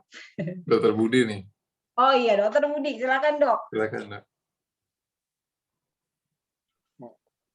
Ya, untuk operasinya kan artroskopi lutut itu kan operasi lutut dengan menggunakan minimal invasif dengan cara memasukkan kamera ke dalam lutut. Nah, sebetulnya harus lebih spesifik lagi apa yang dilakukan, bisa ngebenerin bantalannya atau meniskusnya yang robek, atau bisa juga ngebenerin atau mengganti ligamennya. Kalau misalnya bantalannya yang bermasalah atau meniskusnya, itu biasanya kan dua pilihannya, di partial menisektomi atau dibikin landai atau dijahit. Kalau dibikin landai, dia bisa langsung jalan, bisa langsung weight bearing. Cuma kalau misalnya dijahit bantalannya, itu butuh kira-kira 6 minggu baru boleh weight bearing atau baru boleh menapak. Nah, sedangkan kalau ligamennya itu yang paling sering itu ada dua, ada ACL, PCL. Yang PCL jarang, paling kasusnya itu setahun saya cuma ketemu 2 atau 3 kali. Biasanya paling sering adalah ACL-nya. Kalau ACL-nya itu biasanya penyembuhannya itu bertahap. Jadi biasanya untuk bisa kembali ke olahraga itu 6 bulan pasca operasi. Itu pun harus di bawah supervisi dari fisioterapi atau rehab medik. Jadi buat Pak Bowo, kalau tadi ini dijawab sih sama Pak Bowo ya. Kalau apa tadi katanya meniskus sama ligamen. Kalau meniskus dan ligamen, berarti itu tadi meniskusnya dijahit atau dibikin rapih. Kalau dijahit ya 6 minggu baru boleh menapak. Dan kalau ligamen, saya yakin kemungkinan besar ACL-nya ya itu nanti biasanya dari dokternya itu sudah ada protokolnya Pak. Jadi 6 bulan baru bisa kembali berolahraga. Dan biasanya olahraganya mulai dari yang ringan dulu, kayak sepeda, jogging, baru nanti bertahap jadi olahraga yang seperti banyak pivot, seperti basket, atau misalnya yang banyak zigzagnya. Kira-kira seperti itu, Mbak. Baik, 6 bulan ya Bapak Bowo untuk lebih aman. Jalan-jalan dulu. Jalan-jalan di taman atau di mall ya, Dokter Budi ya. Iya. Olahraga juga. Jalan-jalan di mall. Jalan juga. Kita jalan aja, nggak usah beli, nggak usah jalan. Kan sama itu olahraga. Jalan-jalan. Gitu. Jalan-jalan di mall, bapaknya nanti yang sakit jantung. Baik, sekarang kita lanjut ke pertanyaan selanjutnya nih dok. Nah, banyak penderita COVID yang diminta berjemur. Itu benar nggak sih dok? Gimana sih arahannya? Bentar nih, Dokter Aldo. Dokter Aldo nih yang jago. Oke. Silakan dok. Iya, kalau misalnya, jadi vitamin D itu memang nggak cuma buat tulang aja, tapi dia memang untuk membantu imunitas tubuh, meningkatkan daya tahan tubuh. Gitu. Jadi ya memang betul kalau misalnya terkait dengan COVID ya itu hanya bukan untuk menyembuhkan COVID-nya, tapi lebih untuk meningkatkan daya tahan tubuh supaya tidak mudah terserang penyakit. Karena kalau misalnya imunitas turun kan otomatis jadi gampang karena penyakit, salah satunya COVID. Gitu. Tapi tidak spesifik untuk COVID aja, tapi sebenarnya untuk semuanya juga. Iya, betul. Jadi karena timbul berbagai hoax nih. Ayo kita penderita COVID, karena tetangga saya ada penderita COVID, kita berjemur biar sembuh gitu. Berarti nanti saya kasih tahu kemarin salah tuh, dia nggak ikut ini sih. Jadi, udah sembuh jadi ininya webinarnya baru ada. Jadi dia tuh benar-benar tiap hari jemur dari pagi sampai siang, untuk nggak gosong. Tapi nggak apa-apa, nggak masalah. Cuman itulah kalau tadi kan disarankan tidak lebih dari 30 menit karena berkaitan dengan resiko kanker kulit. Oh iya benar. Tapi berjemur tiap hari nggak apa-apa, bagus. Sip. Lanjut nih ke pertanyaan selanjutnya dari Mbak Ratna Puspitasari. Kalau olahraga renang itu apakah betul paling bagus untuk yang punya masalah back pain? Nah, berenangnya itu kira-kira di waktu pagi hari apa sore hari ya yang paling baik? Nah, itu kalau tulang belakang kayak Dokter Fahri lagi nih. Gimana dok? Berenang, apakah bagus buat yang punya masalah back pain? Dokter Fahri masih di mute. Unmute dulu, Dok. Ya, Nah, jadi memang benar, apa namanya, olahraga yang paling bagus itu memang untuk tulang belakang salah satunya berenang. Jadi memang gambarannya kalau misalkan berenang itu terutama untuk menguatkan otot punggung.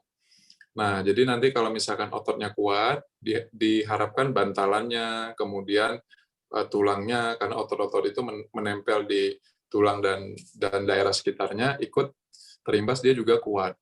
Jadi memang efeknya nantinya diharapkan jadi dia tidak gampang nyeri. Kemudian kalau memang sudah mengalami nyeri kronis, nyerinya itu jauh berkurang gitu. Dan memang bahkan ada juga yang dengan gejala-gejala penyakit pada bantalan tulang belakang itu malah membaik keadaannya dengan berenang ini. Jadi memang kalau misalkan ditanya waktunya ya bebas. Cuman mungkin kalau mungkin intensitasnya mungkin ya sekitar 2 kali seminggu mungkin cukup untuk dilakukan berenang. Jadi memang tidak perlu sampai setiap hari, 2-3 kali seminggu cukup. Kalau waktunya pagi atau sore terserah. Kira-kira gitu, Mbak. Oke, kalau durasinya tuh ngaruh nggak, Dok? Setengah jam, 1 jam, apa setengah hari? Kita nggak tahu nih. Saking pengen sembuh kan. Jadi berenang banyak-banyak gitu. Jadi memang biasanya saya sarankan untuk waktunya itu lebih kurang 45 menit sampai 1 jam berenang. Ya, jadi memang sebenarnya selain berenang itu, memang mungkin pada saat zaman pandemi sekarang mungkin ada yang belum terlalu nyaman mungkin kalau untuk berenang di tempat umum, kecuali mungkin berenang di rumah bisa.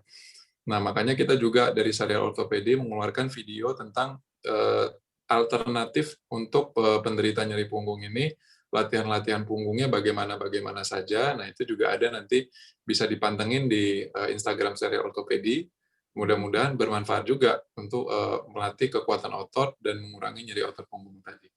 Gitu Mbak Rere kira-kira. Baik, pastinya sangat bermanfaat, Dok. Orang saya juga kalau stretching nyonteknya dari Serial Ortopedi kok. Iya. Oke. Terus lanjut ya, Dok ya, ke pertanyaan selanjutnya. Nih sama sih seperti yang saya suka alamin. Jadi kita nih kadang kalau kesleo, kaki itu suka dipijet. Sebenarnya itu boleh nggak sih, Dok, dipijet? Apa harus kita disinah? Nah, ini agak-agak masih kolot sih pemikirannya ya. Karena saya pun masih, aduh kok kesleo panggil tukang pijit deh. Kadang kita masih kayak gitu. Nah, itu kira-kira yang benar tuh yang mana tuh, Dok? Iya. Dr. Aldo mungkin. Dr. Aldo aja, Dr. Aldo. Yeah. Jadi kalau kita habis cedera itu, kan bayangin di dalam tubuh, di bagian yang udah cedera itu kan terjadi radang inflamasi. Dan itu udah panas, bengkak, segala macam, udah sakit juga. Terus kalau misalnya dipijat, boleh coba ditanya deh ke yang lain. Tambah dipijat, pasti tambah makin sakit. Gitu. Dan udah gitu nomor 1 kan yang mijat nggak tahu di dalam itu yang cedera apa aja. Kalau misalnya cuma cedera urat atau ligamen, ya masih oke. Tapi kalau ya nggak oke juga sih sebetulnya, karena bisa memperparah. Tapi apalagi kalau misalnya ada yang patah tulang di situ. Kalau misalnya dipijat kan akan makin pasti semakin tambah hancur, makin bergeser gitu. Dan dia sih gitu. Jadi kalau saya suka pakai umpama kayak misalnya rumah udah kebakaran, udah panas, tapi malah tambah dikasih gempa lagi. Jadi kayak misalnya ya udah cedera, udah di situ udah radang, udah panas, tapi malah ditambahin cedera tambah lagi. Itu kan tambah memperparah, bukannya tambah bikin kesempatan dari tubuh untuk bisa membantu untuk sembuh sendiri. Gitu paling. Baik.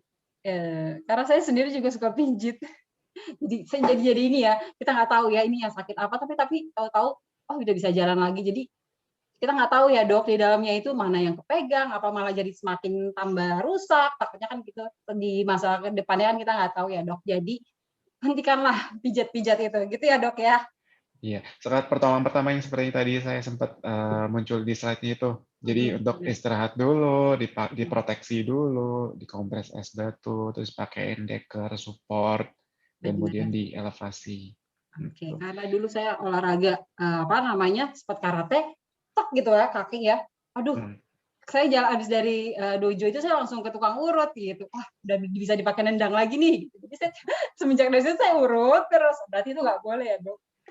nggak boleh. Karena kalau misalnya untung lebih baik ya perbaikan ya mungkin memang nggak ada struktur yang rusak. Tapi kan kita nggak tahu ada struktur yang rusak atau enggak. Baik, terima kasih Dokter Aldo. Kita ke pertanyaan selanjutnya masih boleh ya Mbak Adel?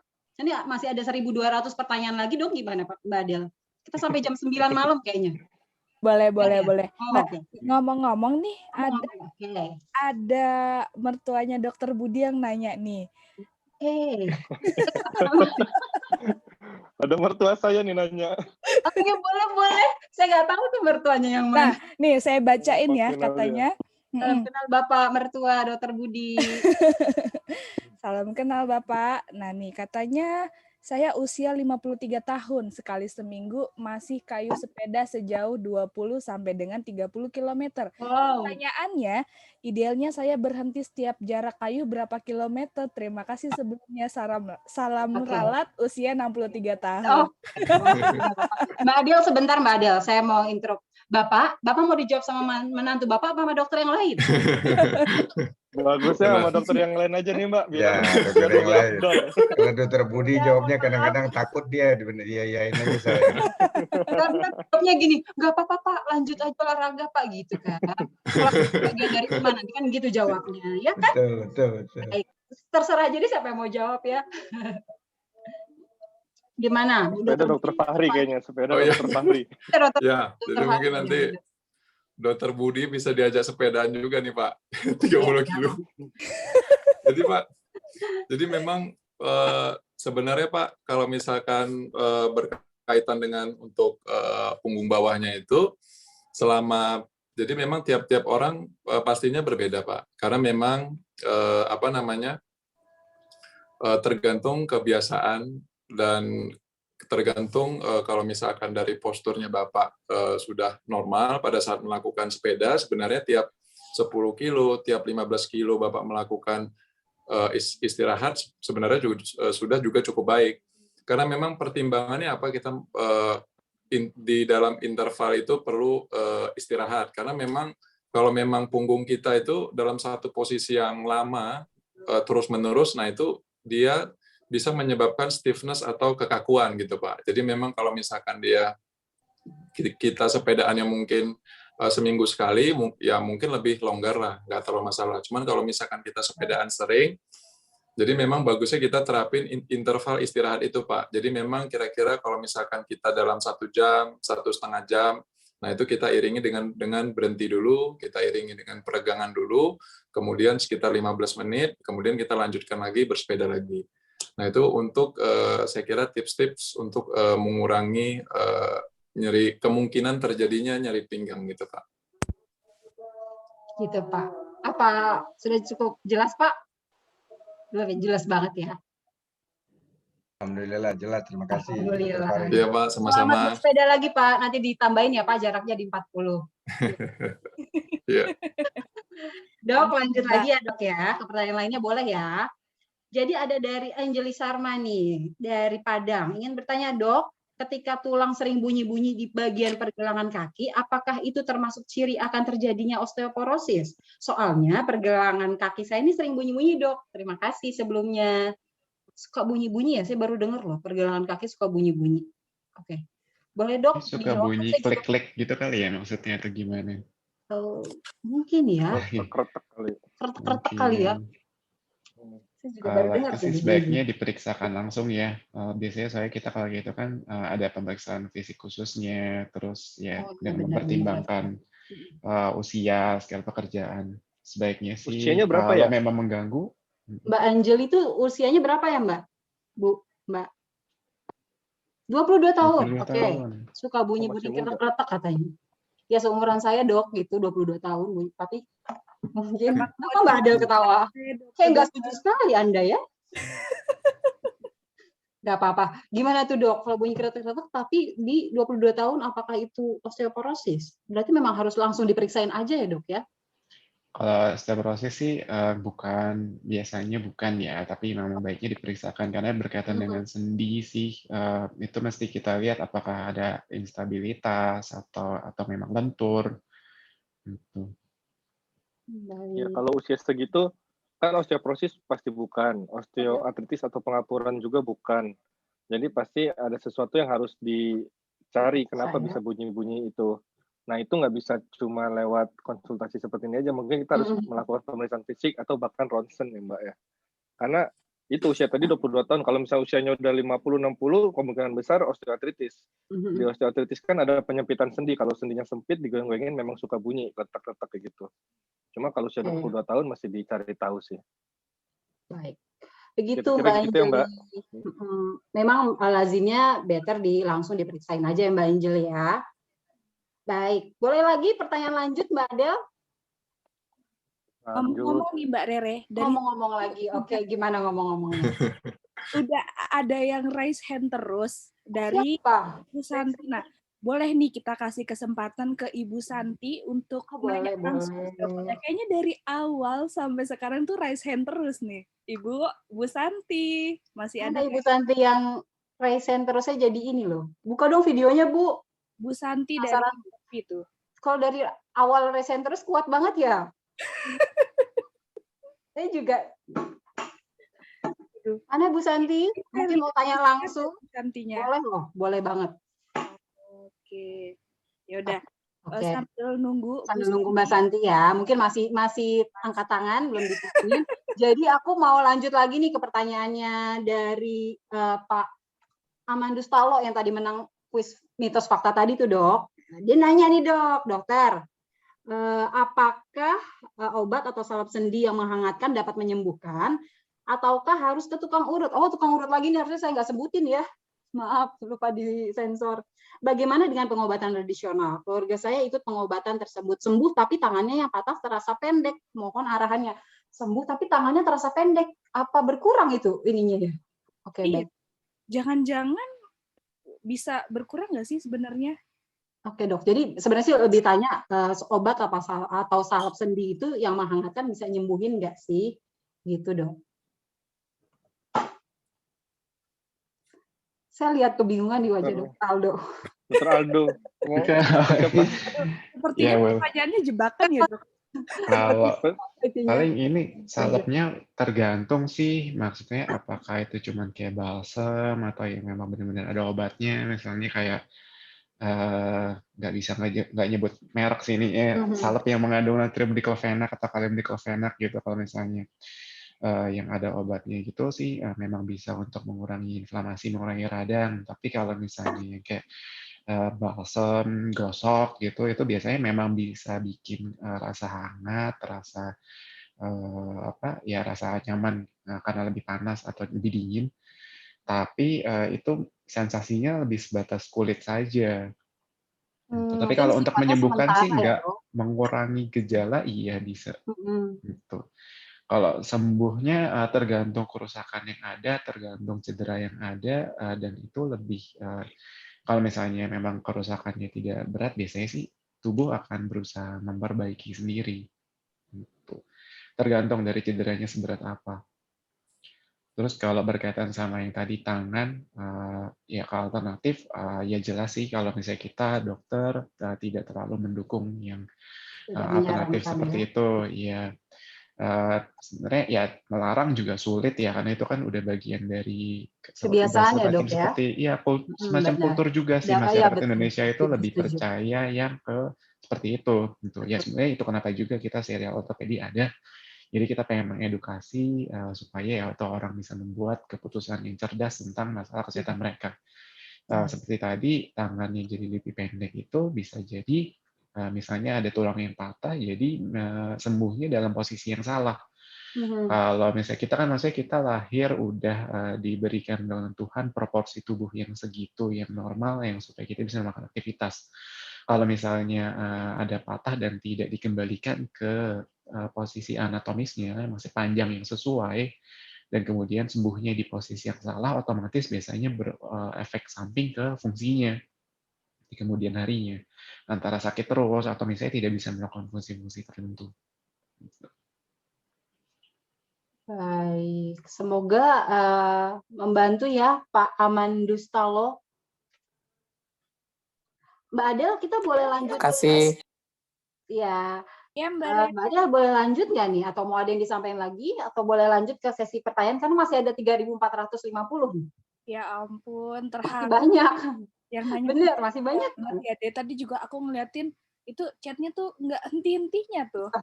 Bertambah terus. Karena takut kelewat sampai saya capture loh. Tapi bolehlah dok ya sambil inilah. Mau tanya nih ada dari Mbak Irenia, kalau pemuda 20 tahun berapa sih jumlah susu yang tepat untuk memenuhi kebutuhan kalsium? Terusnya ada nggak perbedaan jumlah susu berdasarkan gender? Terus susu itu bisa diminum setiap hari nggak sih? Gitu Dokter Aldo. Ya kalau susu nggak ada perbedaan gender, sama aja mau cewek mau cowok sama. Ya, Kalau diskriminasi banget ya minum susu aja ya. Kamu perempuan nggak boleh banyak-banyak minum susu nanti kulitmu putih gitu. Nggak gitu ya dok ya? Diskriminasi ya. Kalau diminum setiap hari sih bisa aja, asal misalnya nggak ada alergi susu, boleh banget setiap hari juga boleh. Rule of thumb-nya, prinsipnya kayak tadi, kalau misalnya pusing ngafalin angka-angka, kalau kalsium yang dibutuhin sehari itu 1.200, susu itu bisa dilihat di kemasannya. Biasanya kan ada nutrition facts atau kadar nilai gizi di kemasan setiap produk. Nah, itu bisa dilihat aja kalsiumnya berapa, di situ kandungan kalsiumnya. Ya disesuaikan aja dalam sehari berapa. Gitu. Yang jelas aman ya dok minum susu tiap hari, nggak ada diskriminasi antara laki atau perempuan ya dok, minum aja lah. Aman. Gitu. Ya. Lagi nih dok, tanggung dok. Jadi ada dari Bapak John Kennedy, jadi beliau sering mengalami nyeri leher yang sangat membuat tidak nyaman. Cara sederhana untuk mengurangi rasa nyerinya gimana sih dok? Terus kira-kira penyebab nyeri leher itu apa sih? Boleh dok? Dokter Fahri. Dokter Fahri? Yang jauh. Dokter Fahri kok makin jauh ya? Oh iya, maaf Mbak Riri. Masih lama dok, masih 2 jam lagi, jangan mundur. Mundur ngambil teh. Reportnya nih geser-geser. Maaf Mbak, tadi pertanyaannya apa mengenai nyeri leher? Tuh, dokter kejauhan. Oke, saya ulang ya dok. Yeah. Jadi dari Bapak John Kennedy, beliau sering mengalami nyeri leher yang membuat tidak nyaman. Nah, bagaimana sih cara sederhana untuk mengurangi rasa nyerinya? Nah, kira-kira sebenarnya penyebab nyeri leher itu apa sih dok? Ya, jadi memang nyeri leher itu kalau misalkan kita di kalangan maksudnya yang kita bekerja sehari-hari di kalangan umumnya gitu, penyebabnya itu yang pertama dia terlalu banyak menunduk. Jadi terlalu banyak menunduk itu bisa dalam posisi mungkin melihat gadget atau membaca buku, tapi dalam jangka waktu yang panjang dan bertahun-tahun. Kemudian yang kedua biasanya ada lagi yang namanya neck shoulder syndrome. Nah itu biasanya yang seperti tadi saya jelaskan, dia mungkin pekerjaannya berkaitan banyak di depan komputer yang lama gitu ya. Jadi lebih dari 2 jam, 3 jam. Kembali seperti di punggung tadi, di leher pun kalau misalkan kita dalam satu posisi yang terlalu lama, nah itu memang dia menyebabkan stiffness pada otot gitu. Nah, jadi gampang terjadi kalau misalkan terus-menerus dia terjadi nyeri kronis. Nah, jadi memang idealnya kembali lagi ke tadi yang Dr. Aldo sampaikan ada mengenai postur. Jadi sebenarnya kalau untuk punggung kita ini postur itu sangat penting sekali. Jadi memang kita udah diciptakan dengan bentuk tulang kita masing-masing. Jadi bagaimana usaha kita untuk mempertahankan bentuk tulang itu. Jadi memang dalam posisi normal kita yang kalau misalkan leher kita memang ada sedikit lengkungan ke depan. Jadi memang posisi rileksnya itu. Jadi selama kita bisa mempertahankan posisi itu, ya tidak terlalu menunduk, kemudian pada posisi tidur bantalnya jangan sampai terlalu tinggi. Kemudian kalau misalkan kita duduk di depan komputer itu, kita iringi mungkin 1 jam atau 2 jam itu kita iringi dengan gerakan-gerakan lain. Jadi jangan hanya dalam posisi itu saja. Misalkan gerakan mengambil minum, atau ke toilet, dan sebagainya, gerakan-gerakan selingan atau stretching, nah itu sebenarnya sudah cukup, Mbak Riri, untuk menghindari nyeri leher kronis tadi. Saya setuju tuh kalau stretching, karena saya biasanya kalau leher nggak enak langsung stretching gitu aja tuh, yang saya suka lihat di serial ortopedi IG-nya, bener kan dok? Ya, tapi memang stretchingnya jangan sampai lehernya bunyi, kadang ada yang sampai terlalu ekstrim banget gitu ya. Jadi memang yang penting sih ini aja, mencari gerakan lain aja. Itu saya sambil stretching nih, karena saya beneran WFH itu udah 1,5 tahun dok, jadi bener-bener ya dari banget dan iya benar, jadi itu benar-benar udah nggak tahu sakit lagi, saya tulang belakang itu udah jadi makanan sehari-hari itu karena WFH setahun lebih. Iya. Oke, Bapak John Kennedy semoga membantu ya pertanyaan. Oke, terima kasih Dr. Fahri, Mbak Rere. Mbak Iya, Rere, sama-sama. Mbak Rere, sebelum kita lanjut sesi pertanyaannya, ini ada pesan dari sponsor. Boleh, silakan Mbak Adel. Ngomong-ngomong lagi ya? Iya dong. Sip, lanjut. Nah, jangan lupa follow dan juga mention @serialortopedi, bahasa.com, dan juga Talent Story Network di story kamu. Nah, supaya bisa berkesempatan lebih besar lagi untuk menang. Nah, terus ada juga nih pesan dari sponsor, ada pengenalan dari bahaso.com. Wow, Kita bahaso.com. simak yuk. Nanti juga ada hadiah menarik nih dari bahaso.com kalau misalnya teman-teman bisa ngejawab pertanyaannya. Jadi bahaso.com itu sebuah aplikasi untuk belajar bahasa online yang mana bahasanya ini ada 2. Ada bahasa Inggris dan juga bahasa Mandarin. Tuh, ayo siapa yang masih belum lancar bahasa Inggris atau juga pengen banget belajar bahasa Mandarin, karena zaman sekarang ini udah penting banget nih Mbak yang namanya belajar bahasa. Bener banget. Bisa Selain langsung bahasa tubuh belajar. ya. Iya betul. Bisa langsung belajar di bahasa. Iya, kita kalau ketemu orang asing nggak kenal, gitu bahasa tubuh namanya Mbak Adel. Iya, nggak, jangan-jangan kayak memes yang lagi viral itu loh, nggak bisa bahasa Inggris. Oke, lanjut Mbak Adel. Oke, nah produknya itu, nah ini kalau misalnya mau subscribe produknya Baso, itu mulai dari 150.000 per bulan. Nah, murah kan? Kapan lagi bisa banget belajar ya, Mbak Adel. bahasa Inggris online, interaktif, ya pokoknya menarik. Jadi kalau penasaran bisa langsung download aplikasinya. Terus produknya itu ada bahasa general English, ada bahasa Mandarin, ada IELTS and TOEFL preparation class, ada bahasa talk. Nah ini penting banget nih bagi teman-teman yang masih nggak pede untuk ngomong conversation bahasa Inggris, bisa langsung pakai bahasa talk. Karena di situ kita bisa latihan Mbak, one-on-one sama tutor untuk ngobrol-ngobrol pakai bahasa Inggris. Dan juga terakhir ada bahasa kuis. Nah kalau bahasa kuis ini jadi teman-teman bisa recall, bisa seru-seruan ikutan kuisnya gitu biar nggak bosen dong pastinya, apalagi nih sambil ngabuburit. Nah kalau misalnya gabut, jangan lupa download aplikasi Bahaso gitu. Nah keunggulannya kalau misalnya teman-teman belajar pakai aplikasi Bahaso itu bisa dapat sertifikat langsung dari Universitas Indonesia.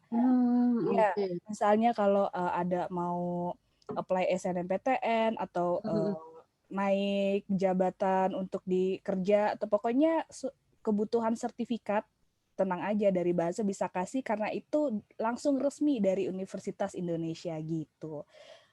Nah, pokoknya jangan lupa bisa download di Google Play atau App Store aplikasi Bahaso. Oke. Terus Bahaso itu juga punya sister company, ada produknya lagi namanya Amin. Nah, ini cocok banget nih, Mbak. Jadi kalau misalnya sekarang lagi bulan Ramadan, teman-teman bisa ngobrol sama Ustadz di aplikasi Aminin. Jadi keren banget. Iya dong. Nah, jadi bisa ngingetin azan, ngingetin imsak lainnya. Pokoknya yang paling penting bisa belajar agama di situ dan juga bisa ngobrol sama Ustadz. Jadi kalau misalnya penasaran, langsung aja download aplikasi Aminin dan juga aplikasi Bahaso. Gitu. Saya jadi mau download, saya mau konsultasi sama Ustadz. Jadi kalau saya mau berbuat buruk, jahat, langsung diingatin sama Ustadz, berhenti. Kamu sudah berbuat jahat gitu. Jadi diingetin gitu ya, Mbak Adel. Keren banget Mbak Adel. Ayo Bapak-bapak, Ibu-ibu semuanya langsung deh di-download Bahaso. Ini aku jadi langsung nyari nanti deh. Jadi ke distract aku Mbak Adel sih. Ya bagus dong. Jadi kan kita bisa upgrade skill nih kalau misalnya bisa download aplikasi Bahaso. Bener, apalagi di WFH sekarang ini udah lupa tuh. Selain lupa diri, saya lupa bahasa Inggris. Aduh, ini udah lupa ya, udah setahun setengah di rumah, nggak ketemu sama pairing tim sama bos, jadi lupa nih bahasa Inggris gimana. Ya Mbak Adel, keren banget Mbak Adel. Thank you Mbak Adel. Iya, nah ada kuisnya nih, karena tadi kan udah pengenalan Bahaso. Kira-kira teman-teman semuanya bisa inget nggak ya apa yang tadi udah disampaikan? Ini boleh jawab nggak, Mbak Adel? Nggak boleh ya? Boleh nggak ya? Kasih tahu nggak ya? Konsultasi sama Ustadz aja deh kalau gitu. Oke, pertanyaan yang pertama. Di Bahaso itu bisa belajar bahasa asing apa aja? Ada 2. Ayo, jawab. Ayo, siapa yang bisa jawab? Bisa dapat gratis free trial. Inggris Mandarin. Aduh. Bisa dapat gratis free trial dari Bahaso. Ada, selama 1 bulan. Lumayan 1 bulan. kan? Buat ngabuburit yang nggak bisa mudik, ngisi waktunya bisa pakai aplikasi Bahaso. Oke, wah udah banyak nih yang jawab Inggris Mandarin. Jawabannya benar. Benar. Inggris dapat. Yang beruntung adalah dan juga paling cepat nih, Angie. Selamat ya Angie, nanti dapat free trial dari Bahaso. Jangan lupa mention DM ke Instagram Serial Ortopedi dan juga Bahaso ya. Siap kakak. Nanti kalau untuk bahasa yang lain, Jepang, Perancis, mungkin Dokter Aldo yang mau jadi tutornya ya. Dibuka kesempatan. Ya kan? Cucok. Oke. Nah, ada detail nggak apa-apa. Kita masih dengan harga terjangkau 150.000 per bulan, itu bisa langsung aja ya, Mbak Adel ya. Belajar. Betul. Oh iya. Nih, kalau misalnya teman-teman subscribe selama 1 tahun itu bisa lebih murah lagi karena setahun itu biayanya cuma 1,2 juta. Jadi per bulannya jadi cuma 100.000. Tapi tenang aja, menjelang Lebaran ini akan ada diskon menarik khusus buat teman-teman semuanya. Jadi jangan lupa follow @bahasa.com di Instagram, nanti akan ada kabar terupdate tentang diskonnya di situ. Baik, saya langsung. Saya kalau yang diskon cepat follow-nya. Iya. Oke. Nah, ada kuis lagi nih. Kuis lagi, baik. Kuis lagi. Produknya Bahaso ada apa aja ya tadi? Ada apa aja? Yuk, sebutin. 3, sebutin 3, minimal 3. Yang bisa jawab minimal 3 bisa dapet. Oke, ayo apa nih? Produknya Bahaso. Dokter Aldo kayaknya udah lapar nih. Dia nyebutin ada bakso sapi, ayam, ikan. Itu bakso ya, Dok? Udah lapar kayaknya Dokter Aldo nih. Itu efek bawain materi ya, kayak gitu biasanya emang bisa lapar. Biasa itu, nggak apa-apa. Oke. Nah, yang menang siapa tuh Mbak Adel? Aku sampai bingung loh, banyak banget loh. Mereka cepet-cepet loh. Ini benar-benar jari-jari netizen ini cepet banget. Iya. Bener, keren. Yang jawab betul, cepet. Ayo. Nih, ada John Kennedy _Bogor. Jawabannya benar nih. Ada General English, Mandarin, dan juga Bahasa Quiz. Nah, yang belum disebut ada Bahasa Talk dan juga IELTS TOEFL Preparation Class. Nah, selamat. Selamat ya Pak John. Semoga. Alhamdulillah tuh. Langsung dapat free trial supaya lehernya nggak sakit lagi. Nah, oke, Pak John. Peace. Oke, ini masih ada kuis lagi, Kakak Adel? Atau aku boleh nanya lagi atau waktunya udah sempit banget nih? Masih ada satu lagi kuisnya. Untuk ngedapetin free trial dari Bahaso. Oke. Acara ini didukung oleh siapa aja ya? Saya tahu banget loh. Sebutin minimal 5. Ini nggak adil. Saya harusnya bisa nih dapat free trial. Ayo, coba sebutin acara ini didukung oleh siapa aja minimal 5. Kan kita ada banyak tuh yang ngedukung. Tadi ada Ada 1, 2, 3, banyak banget deh. 5 kebanyakan. Yaudah minimal 3 deh. Yang mendukung acara serial ortopedi di siapa? Ayo. Webtoon ya, aku jadi.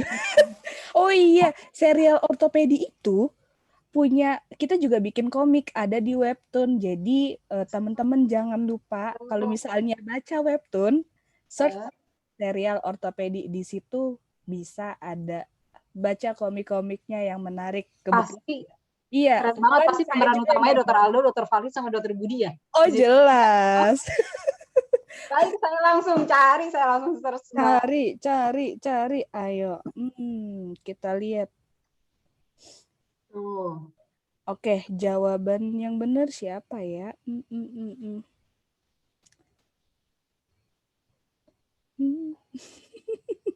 Kayaknya Dokter Budi juga pengen free trial-nya bahasa nih.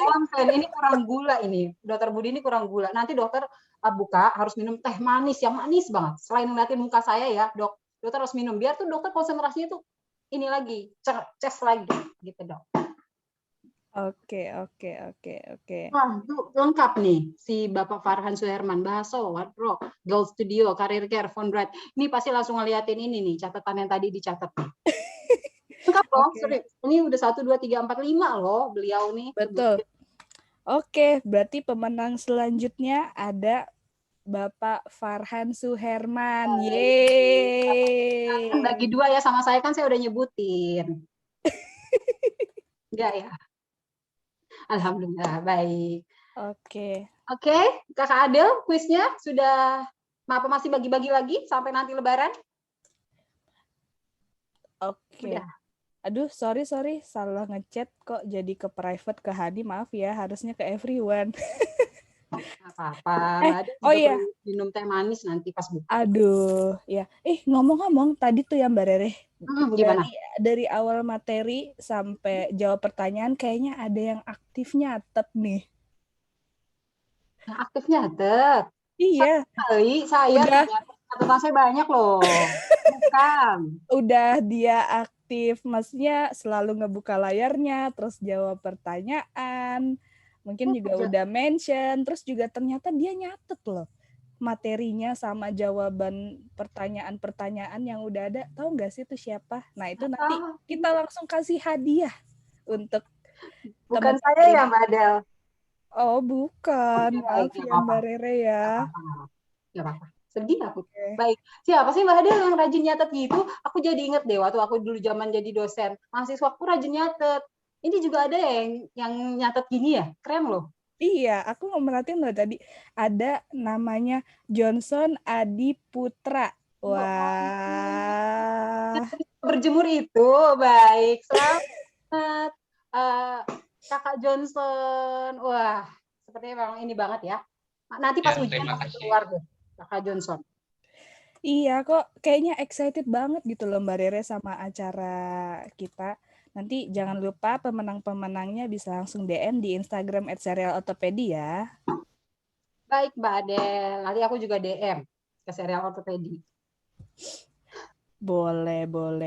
Nah sebenarnya masih ada satu hadiah lagi. Sebenarnya? Iya, yang udah untuk yang aktif, yang udah mention dan juga udah tanya-tanya. Nah, ini kita kasih kesempatan aja untuk dokternya pilih satu peserta. Kira-kira siapa, Dok? Ayo, Dokter Budi, Dokter Aldo, Dokter Fadli mau pilih siapa nih? Satu pemenang yang bawain itu aja, yang bawain materi, Dokter Aldo pilih. Nah, ayo, Dok. Yang tadi udah aktif bertanya, layarnya juga dibuka, terus udah mention. Ayo. Dari yang aktif bertanya. Nepotisme. Ada pasien aku, ada perawat aku, ada keluarga aku di sini nanti yang ada malah. Ada yang angkat tangan terus tuh. Iya. Yang angkat tangan terus deh. Yang angkat tangan terus tapi belum bisa dipanggil ya. Iya. Penasaran loh angkat tangan terus loh. Mungkin apa mau nanya, apa mungkin mau ngasih materi, kan itu kan ambigu. Apa jangan-jangan mau kasih kita hadiah? Kan kita lagi anniversary. Positif loh. Mungkin mau menambahkan atau Oke. Siapa yang dipilih Dokter Aldo? Jangan nepotisme ya. Dari yang ini ya, yang nanya aja deh. Boleh. Dari yang nanya. Yang tadi pertanyaannya juga belum saya baca itu masih banyak loh Dokter Aldo. Masih banyak banget. Bagi pertanyaan yang belum terjawab. Pergelangan kaki tadi deh. Nggak inget sih siapa. Pergelangan kaki. Siapa? Yang suka bunyi-bunyi. Oh, itu Anjali Sharma. Bukan sih. Anjali Sharma ya yang umurnya 2 tahun. Tunggu. Itu yang tadi namanya Santi, udah nongol lagi ternyata. Tadi udah angkat tangan lagi. Oh, udah. Tunggu. Kita coba kasih kesempatan. Boleh banget. Nah, kita ajakin ngobrol langsung. Kenapa sih Ibu kok angkat tangan mulu? Nggak capek, Bu? Ayo Bu Santi, silakan. Ayo. Di-unmute. Baik kok dibuka videonya. Saya kan mau kenalan nih. Videonya kita kenalan. Ini aku perhatiin bener-bener rajin banget nih. Udah angkat tangan. Mau nanya kah atau apa nih? Pencet mungkin, Mbak Del. Konsen seperti Dokter Budi tadi. Waduh. Ayo. Tapi tadi siapa ya yang pergelangan kaki yang bunyi-bunyi, kretek-kretek itu Mbak Anjali Sharma ya, yang suka kretek-kretek bunyi kan? Iya. Iya, yang umurnya sama kayak aku kan, 22 tahun. Yang dari Padang. Oh iya, bener tuh. Iya, ya. Selamat ya Mbak Anjali Sharma. Iya. Tapi tadi kayaknya Mbak Anjali Sharma tuh udah menang juga bukan sih? Yang jawab mitos dan fakta. Emang udah ya? Udah menang ya? Iya. Oh, udah pernah. Jadi yang lain lagi kita kasih kesempatan untuk pemenang lagi. Dia jujur loh. Untung bukan saya. Saya baru join. Kalau aku pasti gitu. Kalau gitu yang leher deh. Oh, yang lehernya sakit ya tadi, Pak John. Ya. Pak John udah menang. Oh, udah juga. Oke. Wah, kayaknya apa-apa dua Mbak Rere. Ya. Biar double. Kan keren. Belum menang. Berbagi itu indah, Pak. Kita kasih. Oke, siap Pak Dani. Apa? Yang mana lagi dong? Waduh, sampai ada yang nulis di komen, saya aja Dok. Gantian. Mbak Vera ini justru pertanyaannya belum saya bacain loh. Mbak Vera ini nanya loh. Oke. Pokoknya bingung. Bagi ini nih. Apa? Saya mau ada pertanyaan menarik sebelumnya, tapi belum dibacain. Ini Esa MVWD namanya, tapi nggak tahu deh, ini namanya agak aneh ya. Namanya itu Santosa. Nih saya ketik di chat ya. Dia nanya, apakah dalam bidang sendi ini ada istilah general check up atau juga ada check up rutin? Oh ya, Santosa 68 tahun. Iya. Pertanyaannya saya menarik. Jadi kalau mau dijawab atau ngomongin jawab dong, Jawab dong, Dok. Jangan ini PHP kadang-kadang suka bercanda nih. Silakan, Dok. Terusan tadi mau jawab, mau saya ajuin pertanyaan loh, karena pertanyaannya setelah Pak John. Pas banget dokter ngeliat nih, langsung dibacain sama dokter. Oke, John. Langsung jawab, Dok. Jadi kalau misalnya soal sendi sih memang tidak ada general check up-nya sih, karena itu kan memang berdasar keluhan aja. Tapi memang kalau misalnya ada keluhan, sebaiknya sih diperiksakan ke dokter. Yang lebih perlu untuk check up itu adalah berkaitan sama tulang kropos. Ini juga sering jadi bahan pertanyaan juga sih, kapan sih mesti check up kalau tulang kropos. Jadi baiknya sih seperti tadi, kalau misalnya ada faktor resiko keturunan, paling enggak setelah menopause langsung dicek. Jadi kan menopause tiap orangnya beda-beda. Zaman sekarang ada yang bahkan di bawah 50 tahun. Tapi kalau misalnya enggak, perempuan di atas 50 tahun, tapi kalau laki-laki di atas 70 tahun. Tapi itu untuk tulang kropos ya.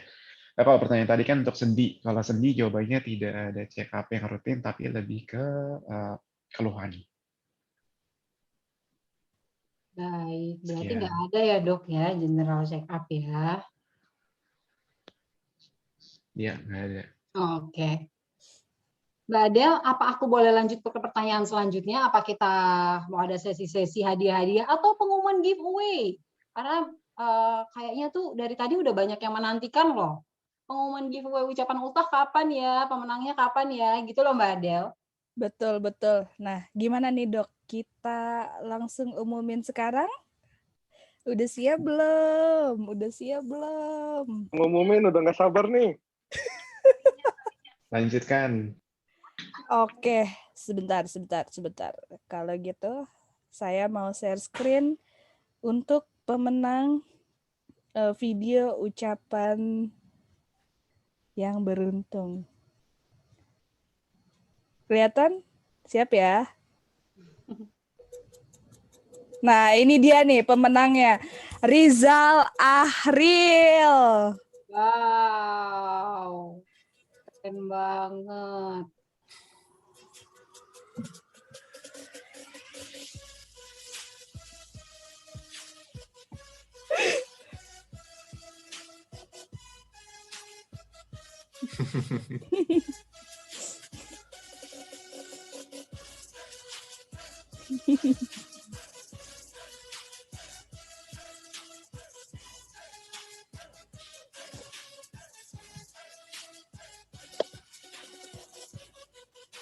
Sip. Kreatif ya Mbak Adel ya.